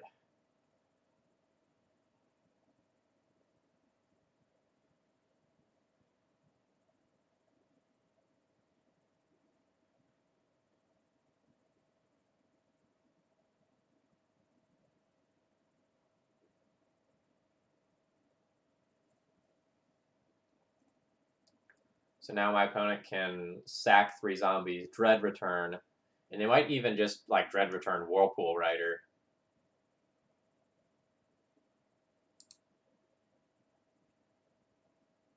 Turning Lotleth Giant.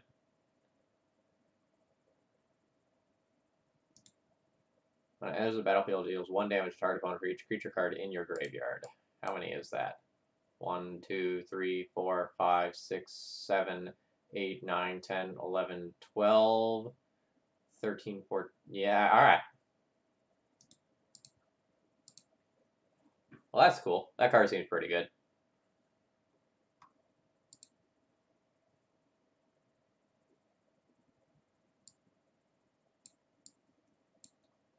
Alright, so essentially, I bring in my sort of combo hate cards. This package right here is probably what comes in.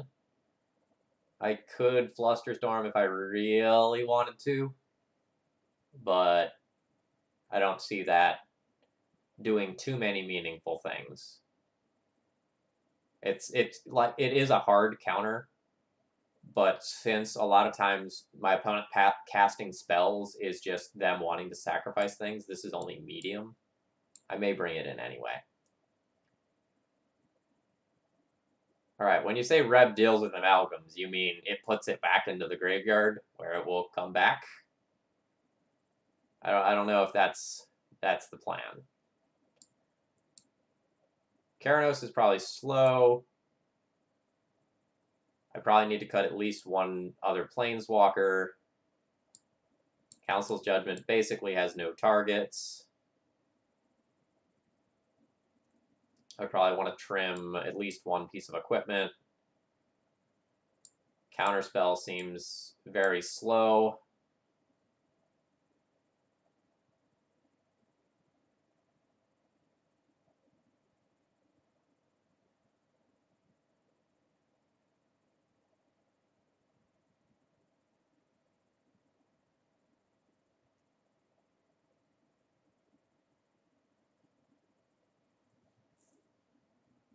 I guess I can cut a True Name. You know, maybe I even cut a Jace.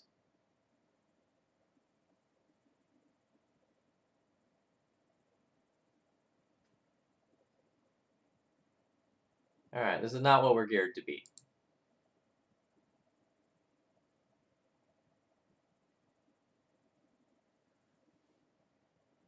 Alright, would you like to play first? No.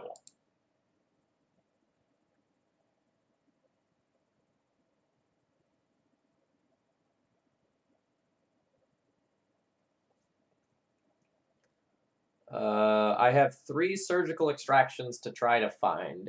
Those cards are hyper important to this matchup.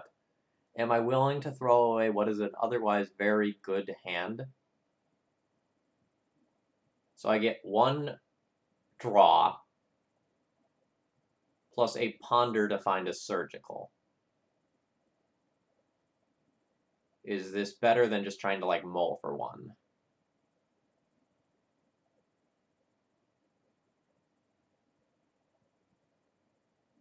I should probably mulligan once, at least.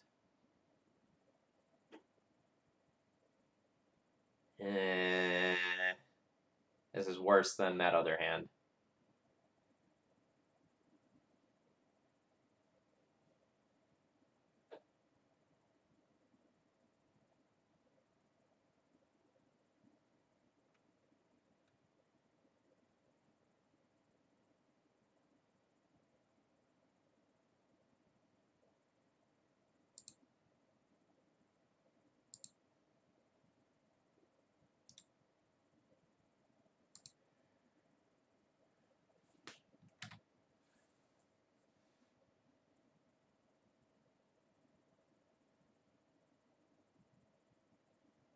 Yuck.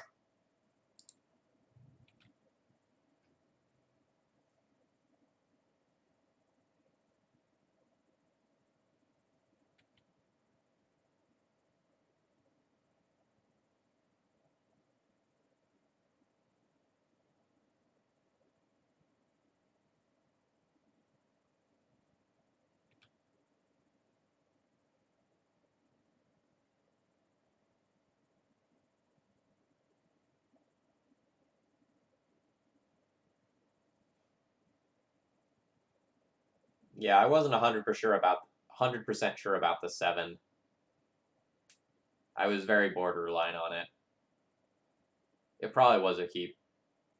Like, I get 1 card off the draw, 3 cards off ponder, 4th card if I shuffle. It's a lot of extra looks.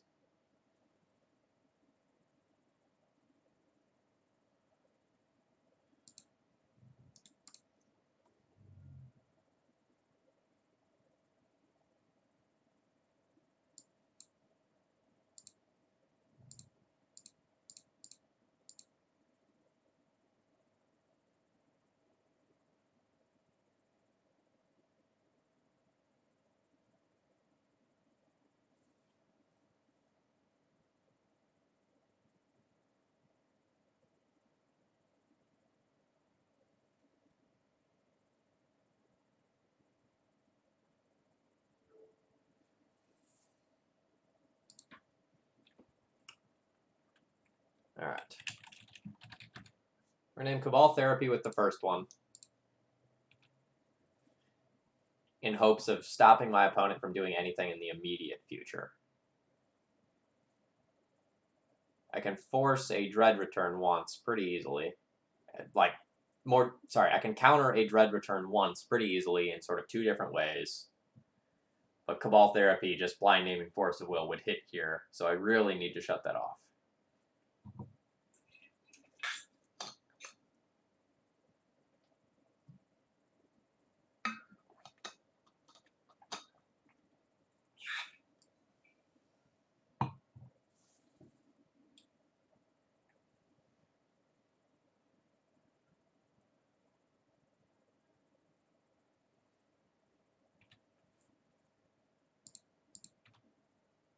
Interesting, my opponent has Fairy Macabre.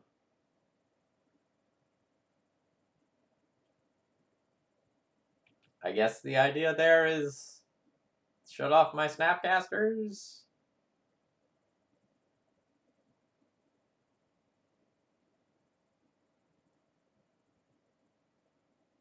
Alright, there's a Cabal Therapy that I have successfully shut off, so that's nice.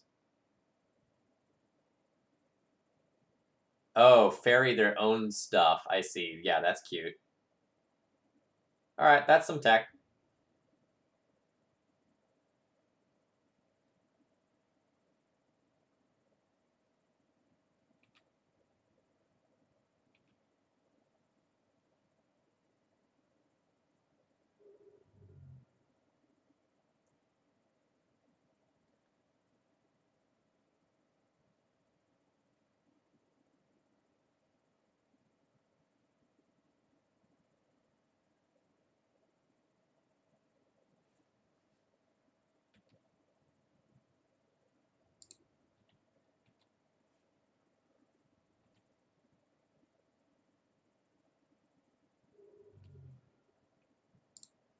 Alright, well, my opponent is going to be at the mercy of their own dredges here, because I'm going to get to shut off Dread Return.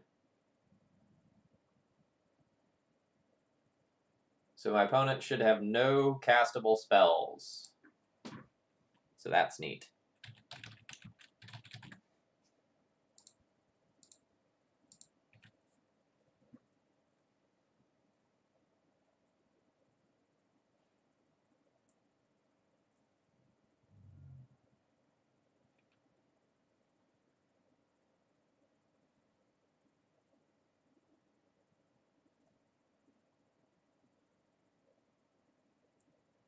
The dredges are looking good for me. Only one bridge in the graveyard so far.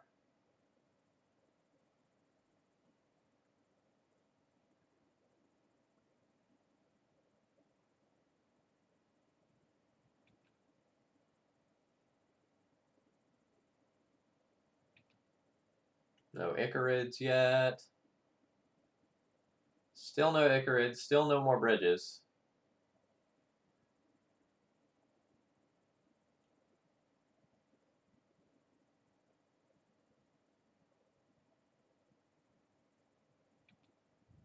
I would love to draw Brainstorm. My hand basically does nothing.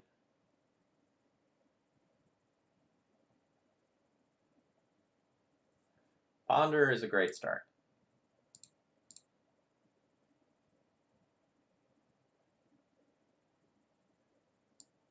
Surgical. Snapcaster. Deal. Deal, deal, deal.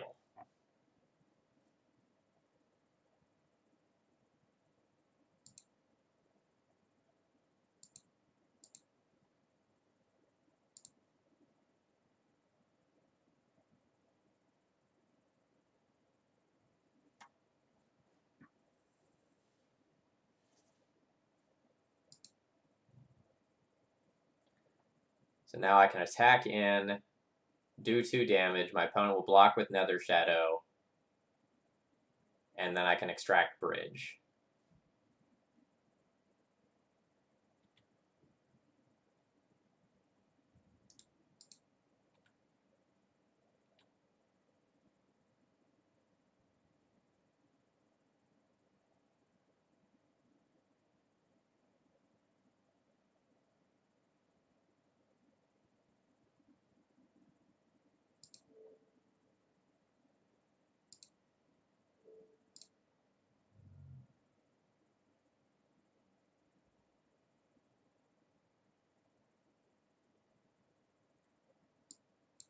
Alright, is there anything else cute here?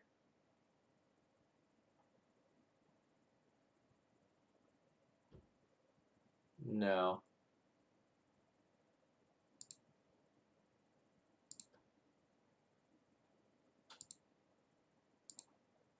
So there's 2 fairies in the deck, 2 fairies in the graveyard, so my opponent does have the full play set.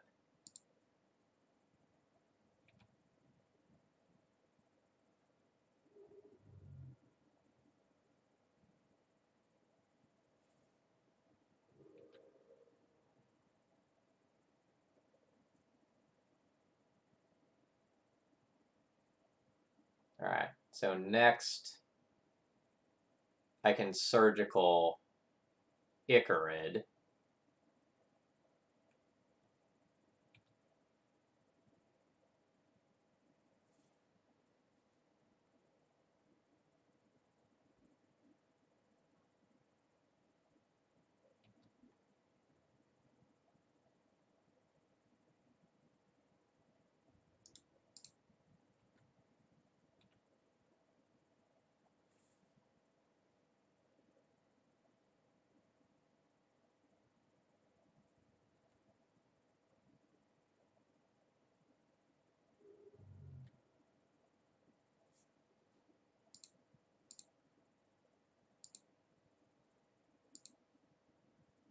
Alright, I don't want my last card down, but it doesn't matter whether or not I shuffle right now.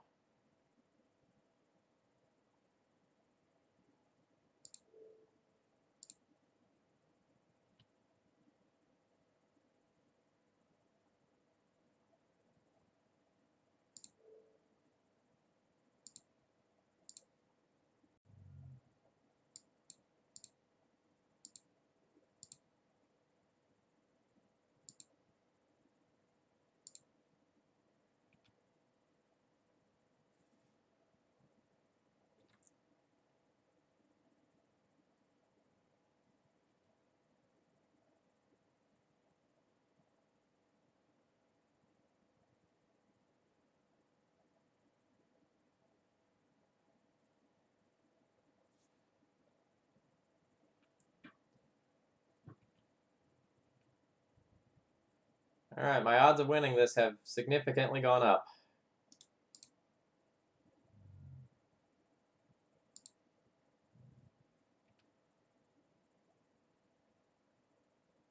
Do I want to attack with Snapcaster? It would trade with Nether Shadow. What's my clock at, assuming I draw no other creatures? 4 this turn puts my opponent to 6, and then this hits for 2 damage every turn. If I don't attack with the Snapcaster, it's a 5-turn clock. If I do attack with the Snapcaster, it's a 4-turn clock.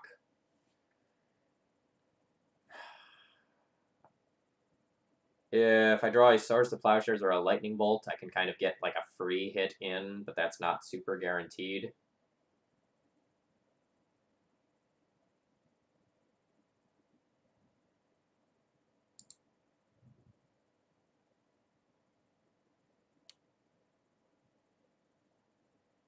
I think I'm going to take my 2 damage now.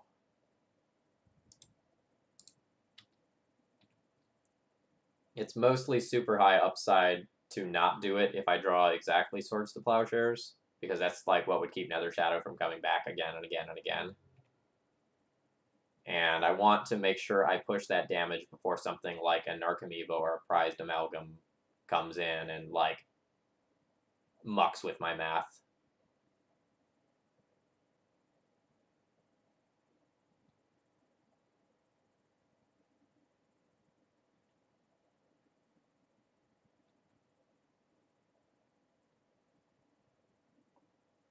So that was a heads-up play for my opponent. That gives them the 3 creatures necessary to return the Nether Shadow.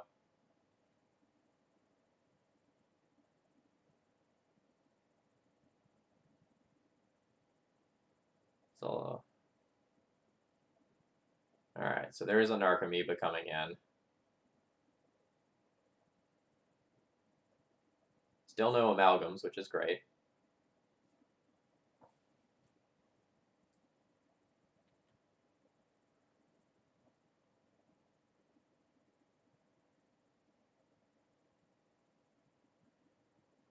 Now these Meddling Mages can't really attack in very well.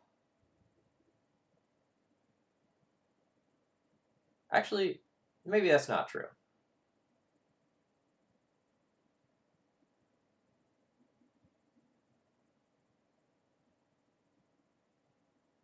Alright, what am I supposed to do with this Bolt?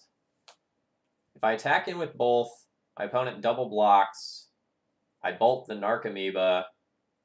My opponent takes 2, goes to 4. The Nether Shadow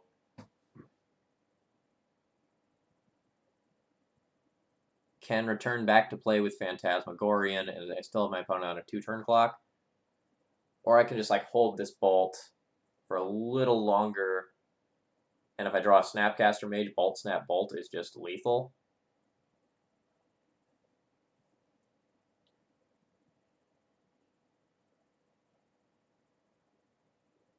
I can also just attack in with the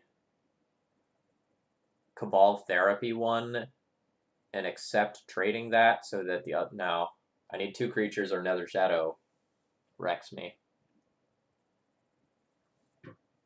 This is a weird spot.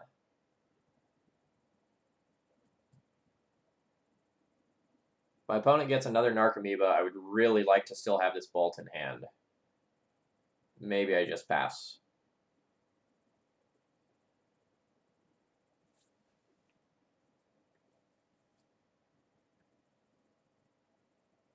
I think I pass.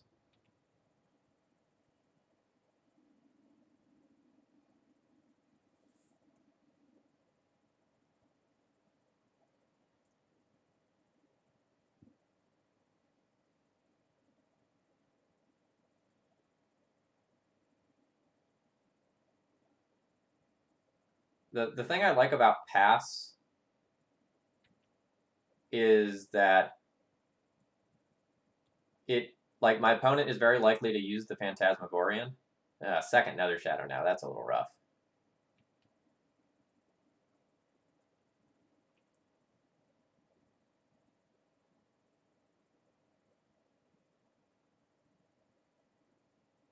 Alright, there's some Amalgams.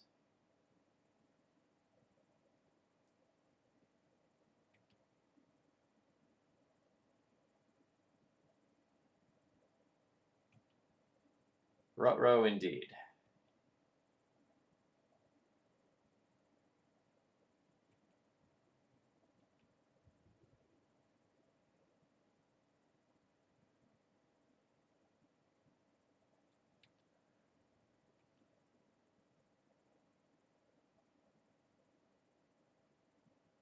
Alright, that occurs.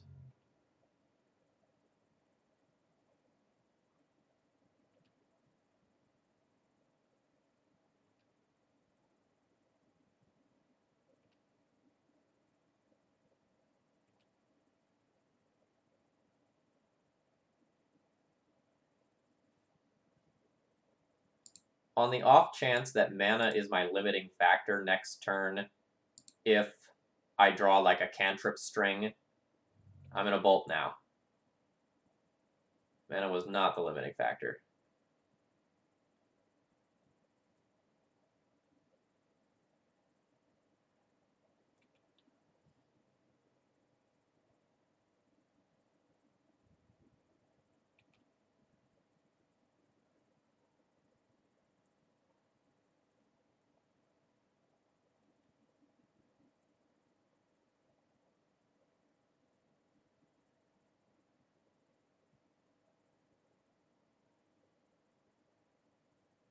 Alright, another amalgam.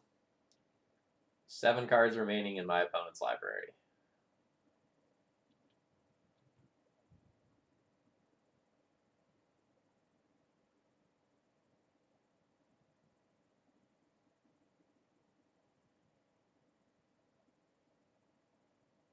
Three, 6, 7, 8. 8 is not dead. I'm fine just taking this.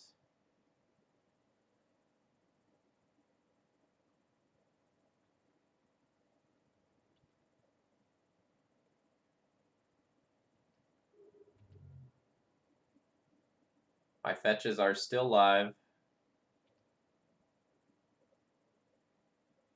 Alright, and I'm dead.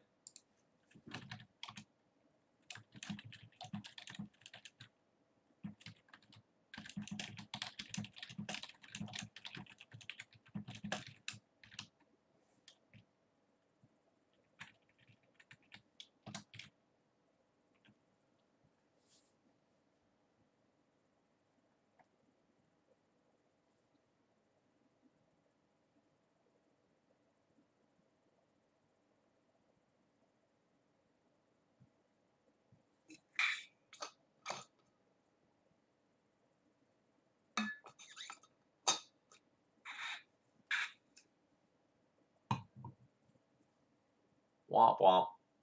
So I saw that my opponent was 1-3 at the beginning of the match, so I'm going to ask if they're going to concede to me.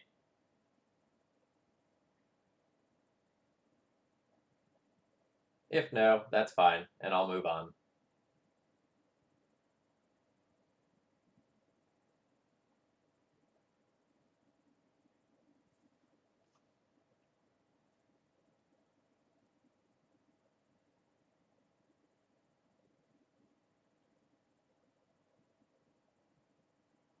I'm going to give him like a minute to respond.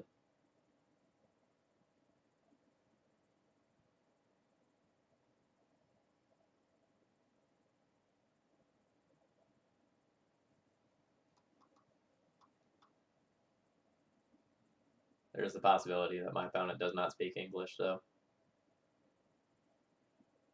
Or that my opponent is not paying attention to their chat.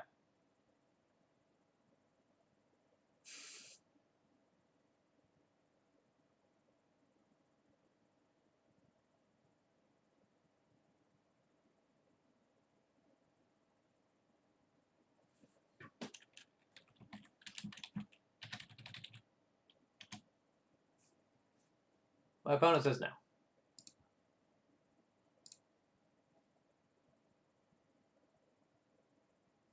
My opponent is not obligated to concede to me. But playing, like, if you want to play out your matches with a deck and you're dead for prizes, you're just, like, potentially taking prizes away from other people. So it's whatever.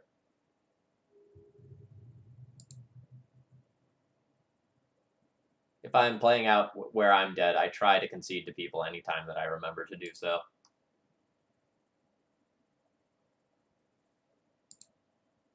Alright, see if I have any information on my phone.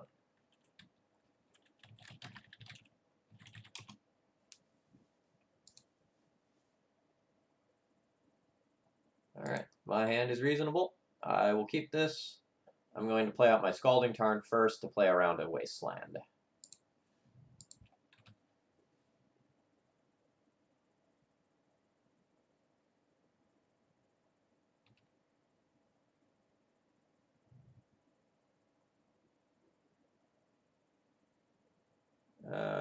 Delver is fine. I'm not gonna force a Delver here. I'm gonna get some water real quick though. Sorry, Chad, I forgot to do that in between games. 2 seconds.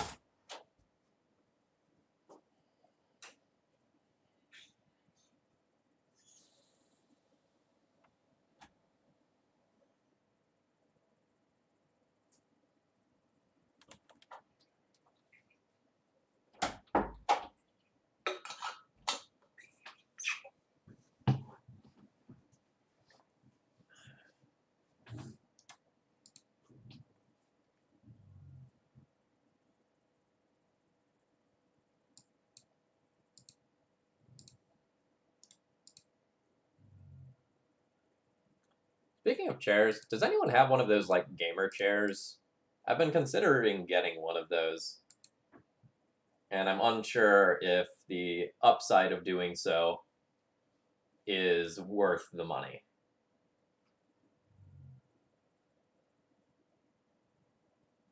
Storm Chaser Mage, so we are specifically playing against blue-red Delver.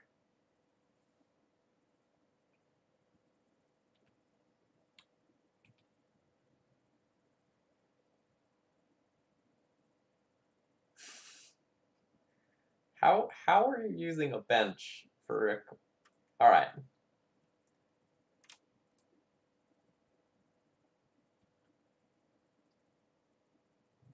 Yeah, I want a chair with some back support. Like, real back support while I'm gaming. Because, like, I lean forward, I think, probably too much.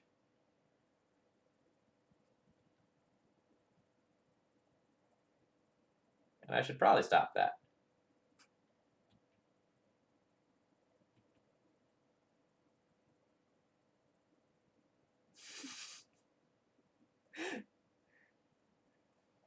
I'm a touch past the days of folding chair furniture. A little bit.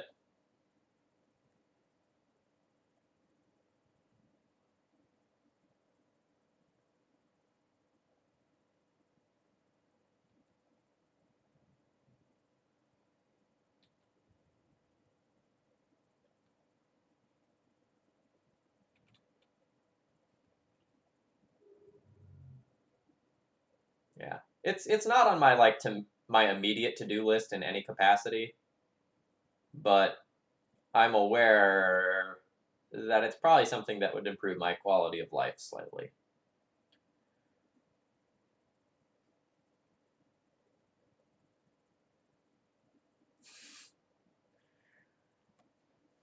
All right.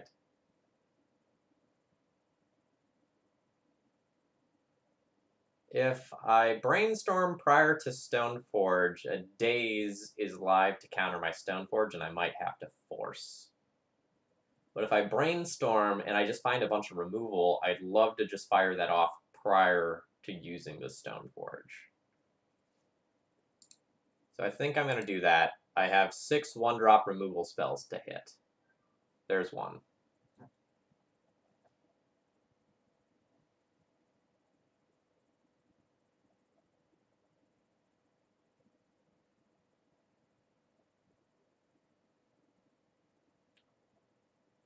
So I'm going to put back 2 of my lands.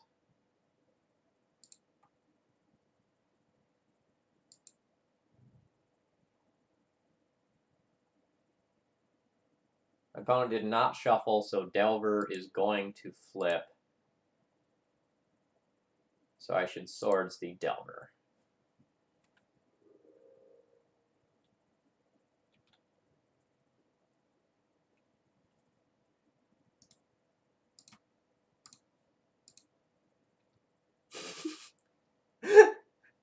All right, Mike, that's beautiful. post that one to like the gaming battle stations subreddit.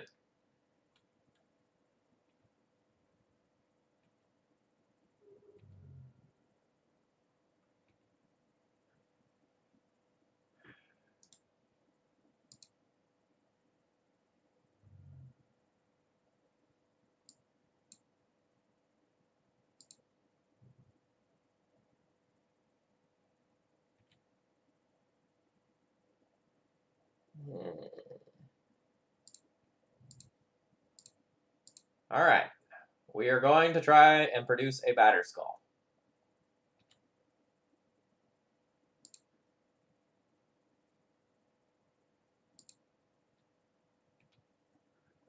And I have 2 counterspells to stop whatever happens on the other side of the table.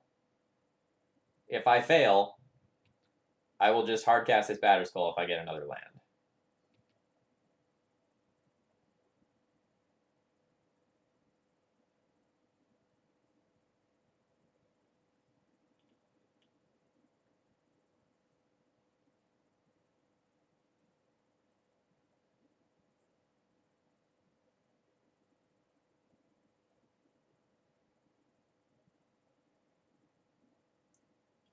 Lightning Bolt, targeting Stoneforge Mystic.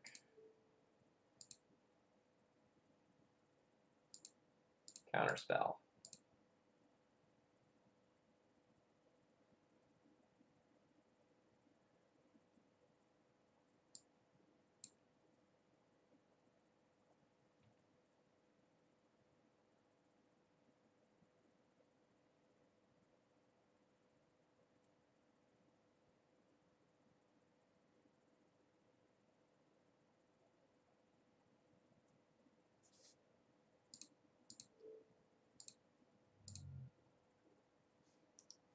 All right, anything else you have from there, that's yours, opponent.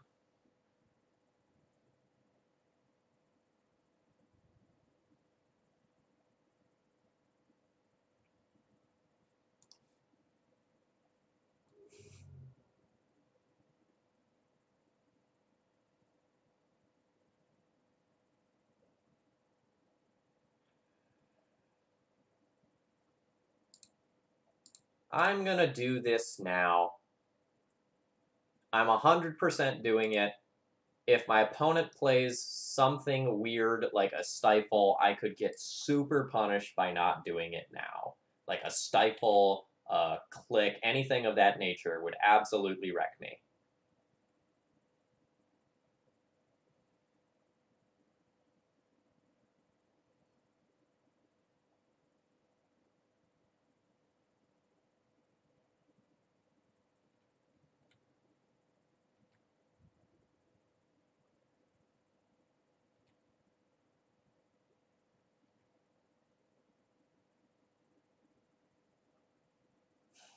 I don't really want to play out a land for price of progress reasons, but playing out a land lets me force, so I think I'm obligated to.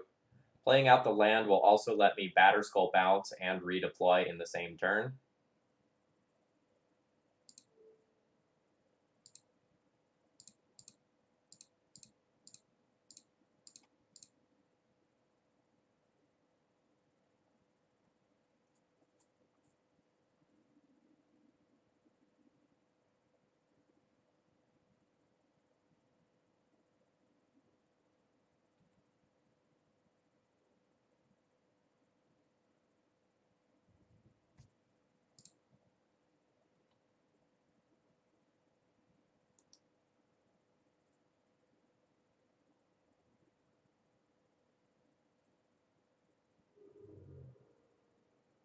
Alright, my opponent has 1 card, I'm at 13 life. Unless my opponent has, like, multiple price of progresses, I don't see how I can lose.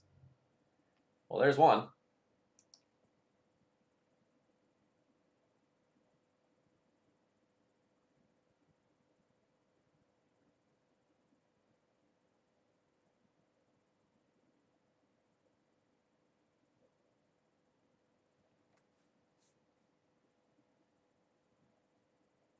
My opponent would need, like, price of progress into price of progress into Fire Blast. That would beat me, potentially.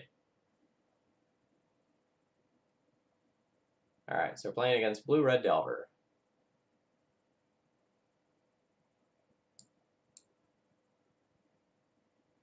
I don't really know how much I'll sideboard. I kind of feel like a lot of my cards are well suited to beating them. EE seems too slow.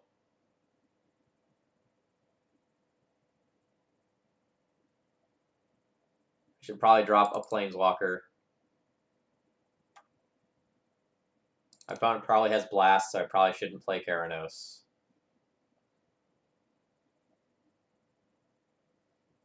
I don't even know if I love the reds, honestly. I guess I hit Delver and Stormchaser Mage in addition to cantrips, so it's probably fine.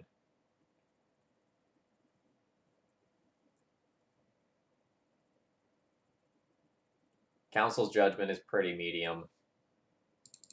Unless my opponent has something like a Sulfuric Vortex, I really don't want to pay 3 mana to answer something that my opponent can just, like, Fluster Daze or Spell Pierce.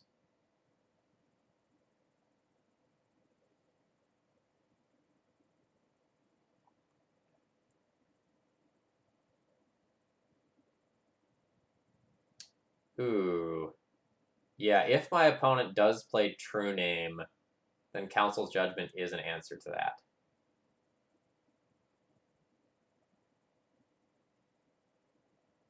Maybe I'm obligated to keep it in due to True Name.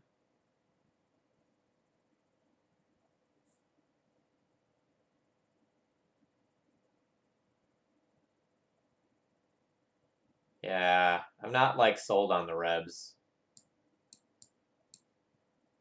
Like, they're fine. It's another cheap interactive removal spell.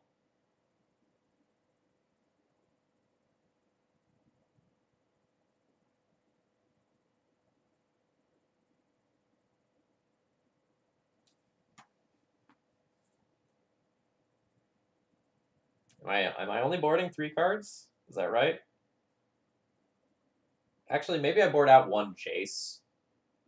Because it's probably my creatures that take over this matchup.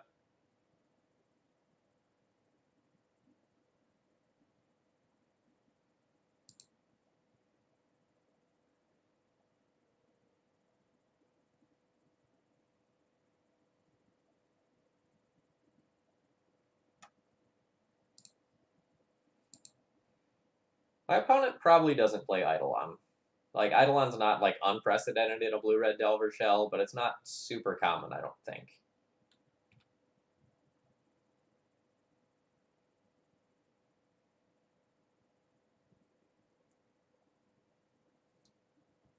Yeah, this is not Burn. This is Blue-Red Delver. I really don't want to play out basics. I want to... Sorry, I said that wrong. I really don't want to play out non-basics if I can avoid it, but I think I need the flexibility of being able to brainstorm swords or fluster as needed on this turn. I don't think I can just play planes and pass, hoping to draw a fetch or an island.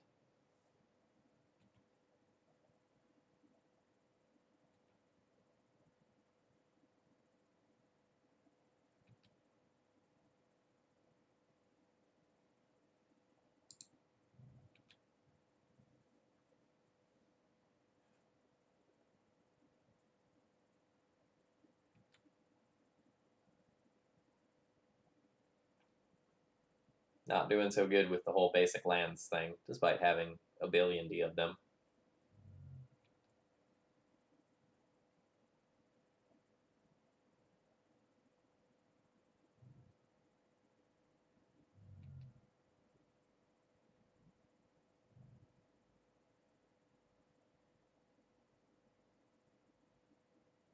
Double fetch prior to brainstorm. Is your hand weak? Your hand was weak. You would just brainstorm and then try to fetch away the crap. I'll let you do that.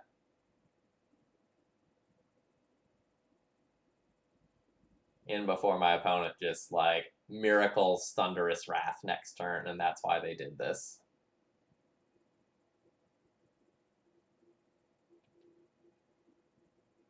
Ah, okay. That's a more logical explanation for what was going on here.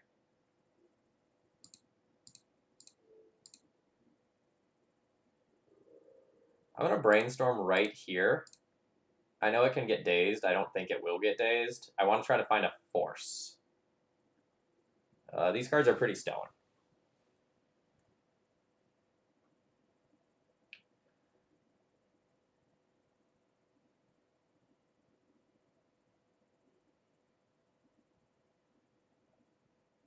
So I don't think I want my Council's Judgment right here in this spot.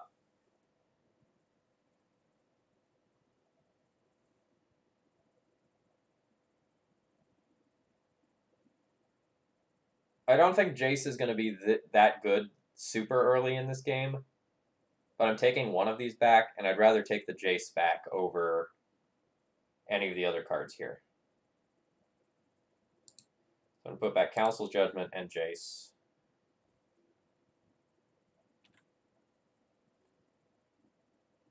Although maybe I'm supposed to keep the Council's Judgment because one of the things I'm most scared of is my opponent's own True Name Nemesis right now.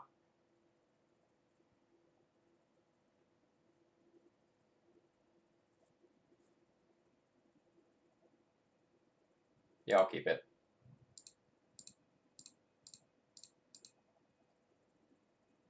I'm excited. All right, I choose my opponent.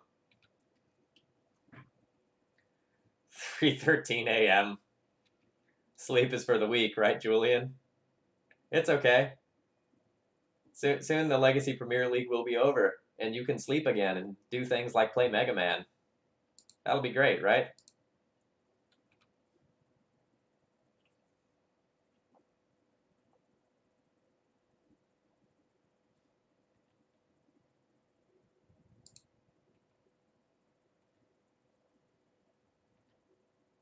Yeah, the Legacy Premier League is probably more taxing than most people know on the people who are doing the most work to make it happen.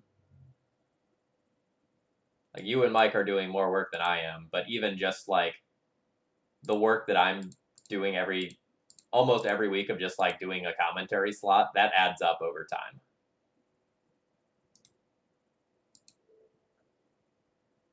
I don't really know what I'm keeping my opponent off of, so I'm just going to Fate Seal myself and get this out of range of one bolt. Put that on bottom.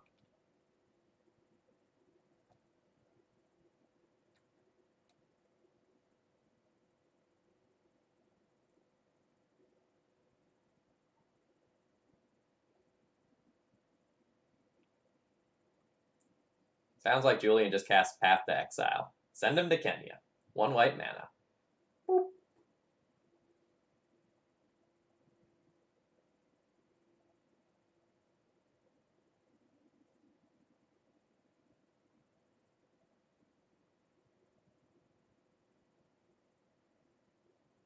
So if I untap with this Jace, with triple counterspell in hand, I feel pretty great.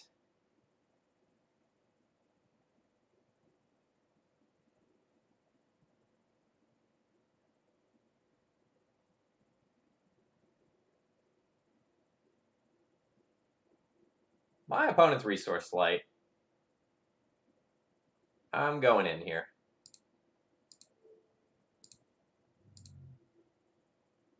If my opponent has like a Pierce and they use a Pierce on this, I'm super fine with that. Blood in the water has been smelt. All right. Come on, land. Yeah. Wow. Wow.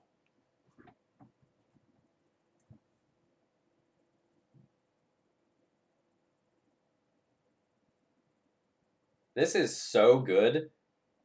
If I had one more blue, I wouldn't even play the sword. Holy crap.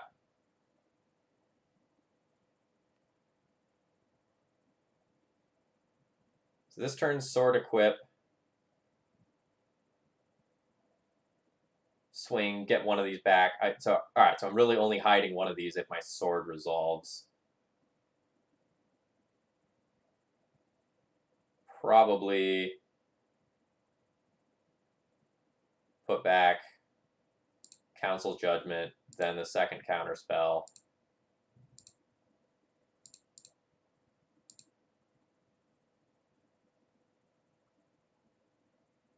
You think it's Sword and Hold Up counterspell?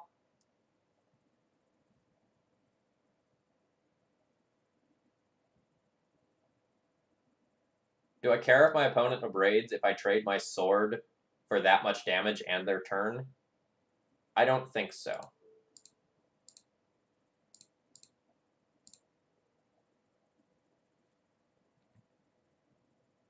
Like, if my opponent abrades, that's their turn. I deal a crap ton of damage here. I draw a card. I've already, like, done better than a 1-for-1 with that card. I think I just press the advantage. Like, the Jace is a problem, the True Name is a problem, the Sword is a problem. My opponent can't answer all of that on only 2 lands. And if my opponent doesn't abrade right here and they go for it on my turn, I have double counterspell up. Yeah, sure, smash. Deal.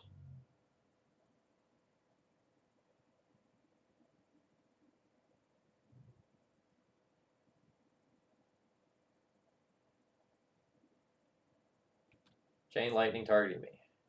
No.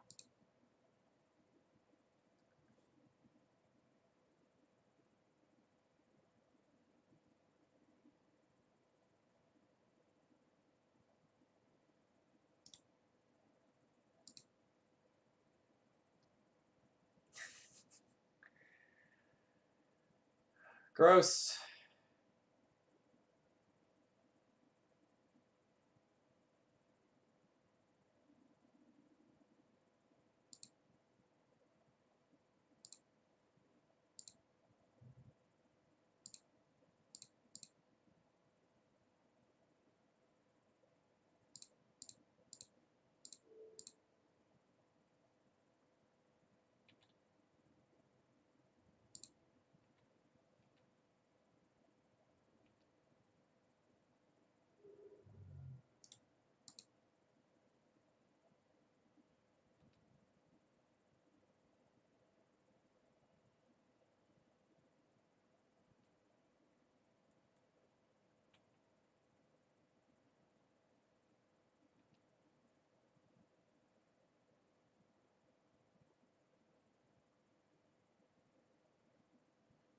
All right, and we get there.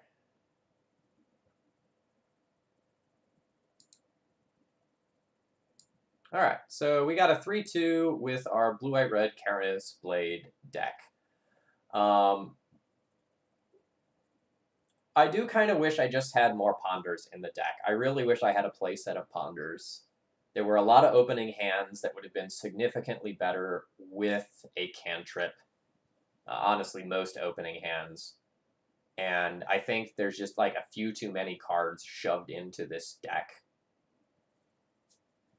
If I were to play it again, I'd probably cut...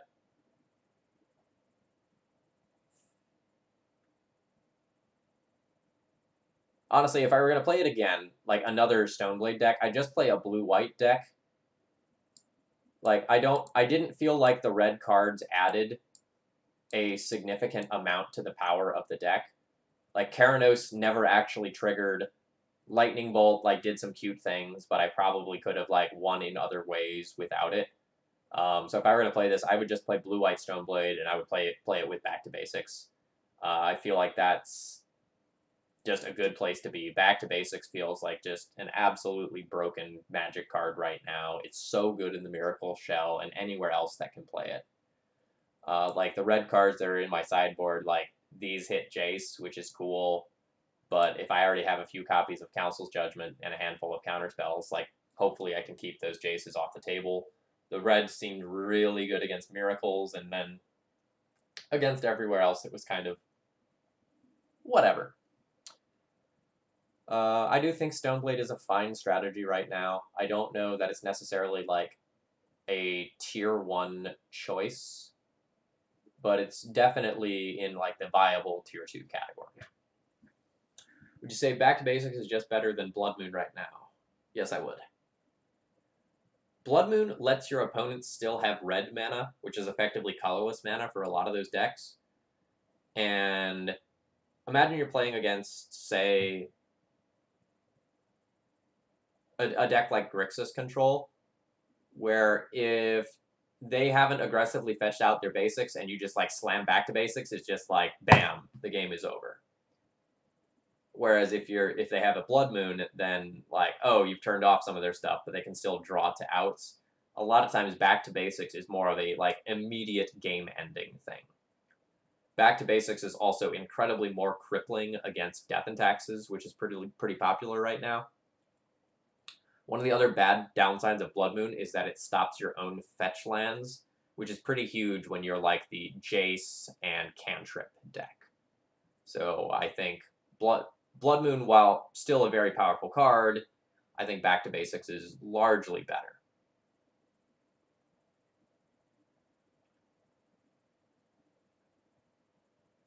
As far as the sideboard goes, the sideboard maybe can use a little bit of work.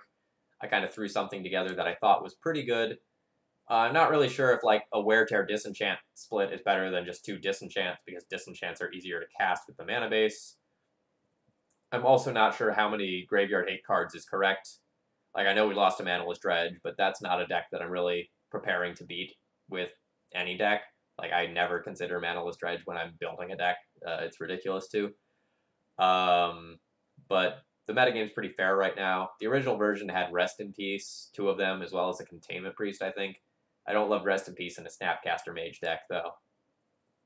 So overall, I was pretty happy with this deck list. I like how it played out. Felt really good. Felt amazing versus Miracles, which is weird, but we destroyed them. We bullied them real good. All right, so let's look ahead to later this week. So on Thursday, I'm going to play a Red Prison deck, and on Saturday, I'm going to play Orcish Lumberjack. In between, if you're looking for some magic, we do have the Legacy Premier League on Wednesday. And that's going to be the finals. Looking forward to the hype video. If you're following me on Twitter, I will retweet Julian's tweet once it goes live. I'm really looking forward to see what they've put together for it. Watching it right now. Awesome. Awesome. All right, folks, I'm going to call it a night here. Again, my name's Phil Gallagher, and I run Thraben University. I will be back on Thursday with Red Prison. If you're enjoying my content, please follow. I'm looking to grow the channel. And if you're really enjoying, consider subscribing or doing a donation deck list in order to, you know, keep me playing as much Legacy as I want to be playing, which is a lot. I've got some fun things planned for a little bit later, and sometime soon I'm going to be doing off a raffle where I'm going to be raffling away a free donation deck list to someone in chat. I'm going to do that sometime in the next week, but I want to make sure I announce that ahead of time so everyone has a fair chance to do it. That'll be happening sometime soon. I feel like in September I got a lot of support from the chat. There were a lot of donation deck lists, and I want to do something to give a little bit more back to you all. So someone's going to get a free donation deck list at some point soon. All right, GG's indeed. I'm going to call it a night, folks. I'm Phil Gallagher. I run Thraben University, and you know, keep doing Keranos things. It's great.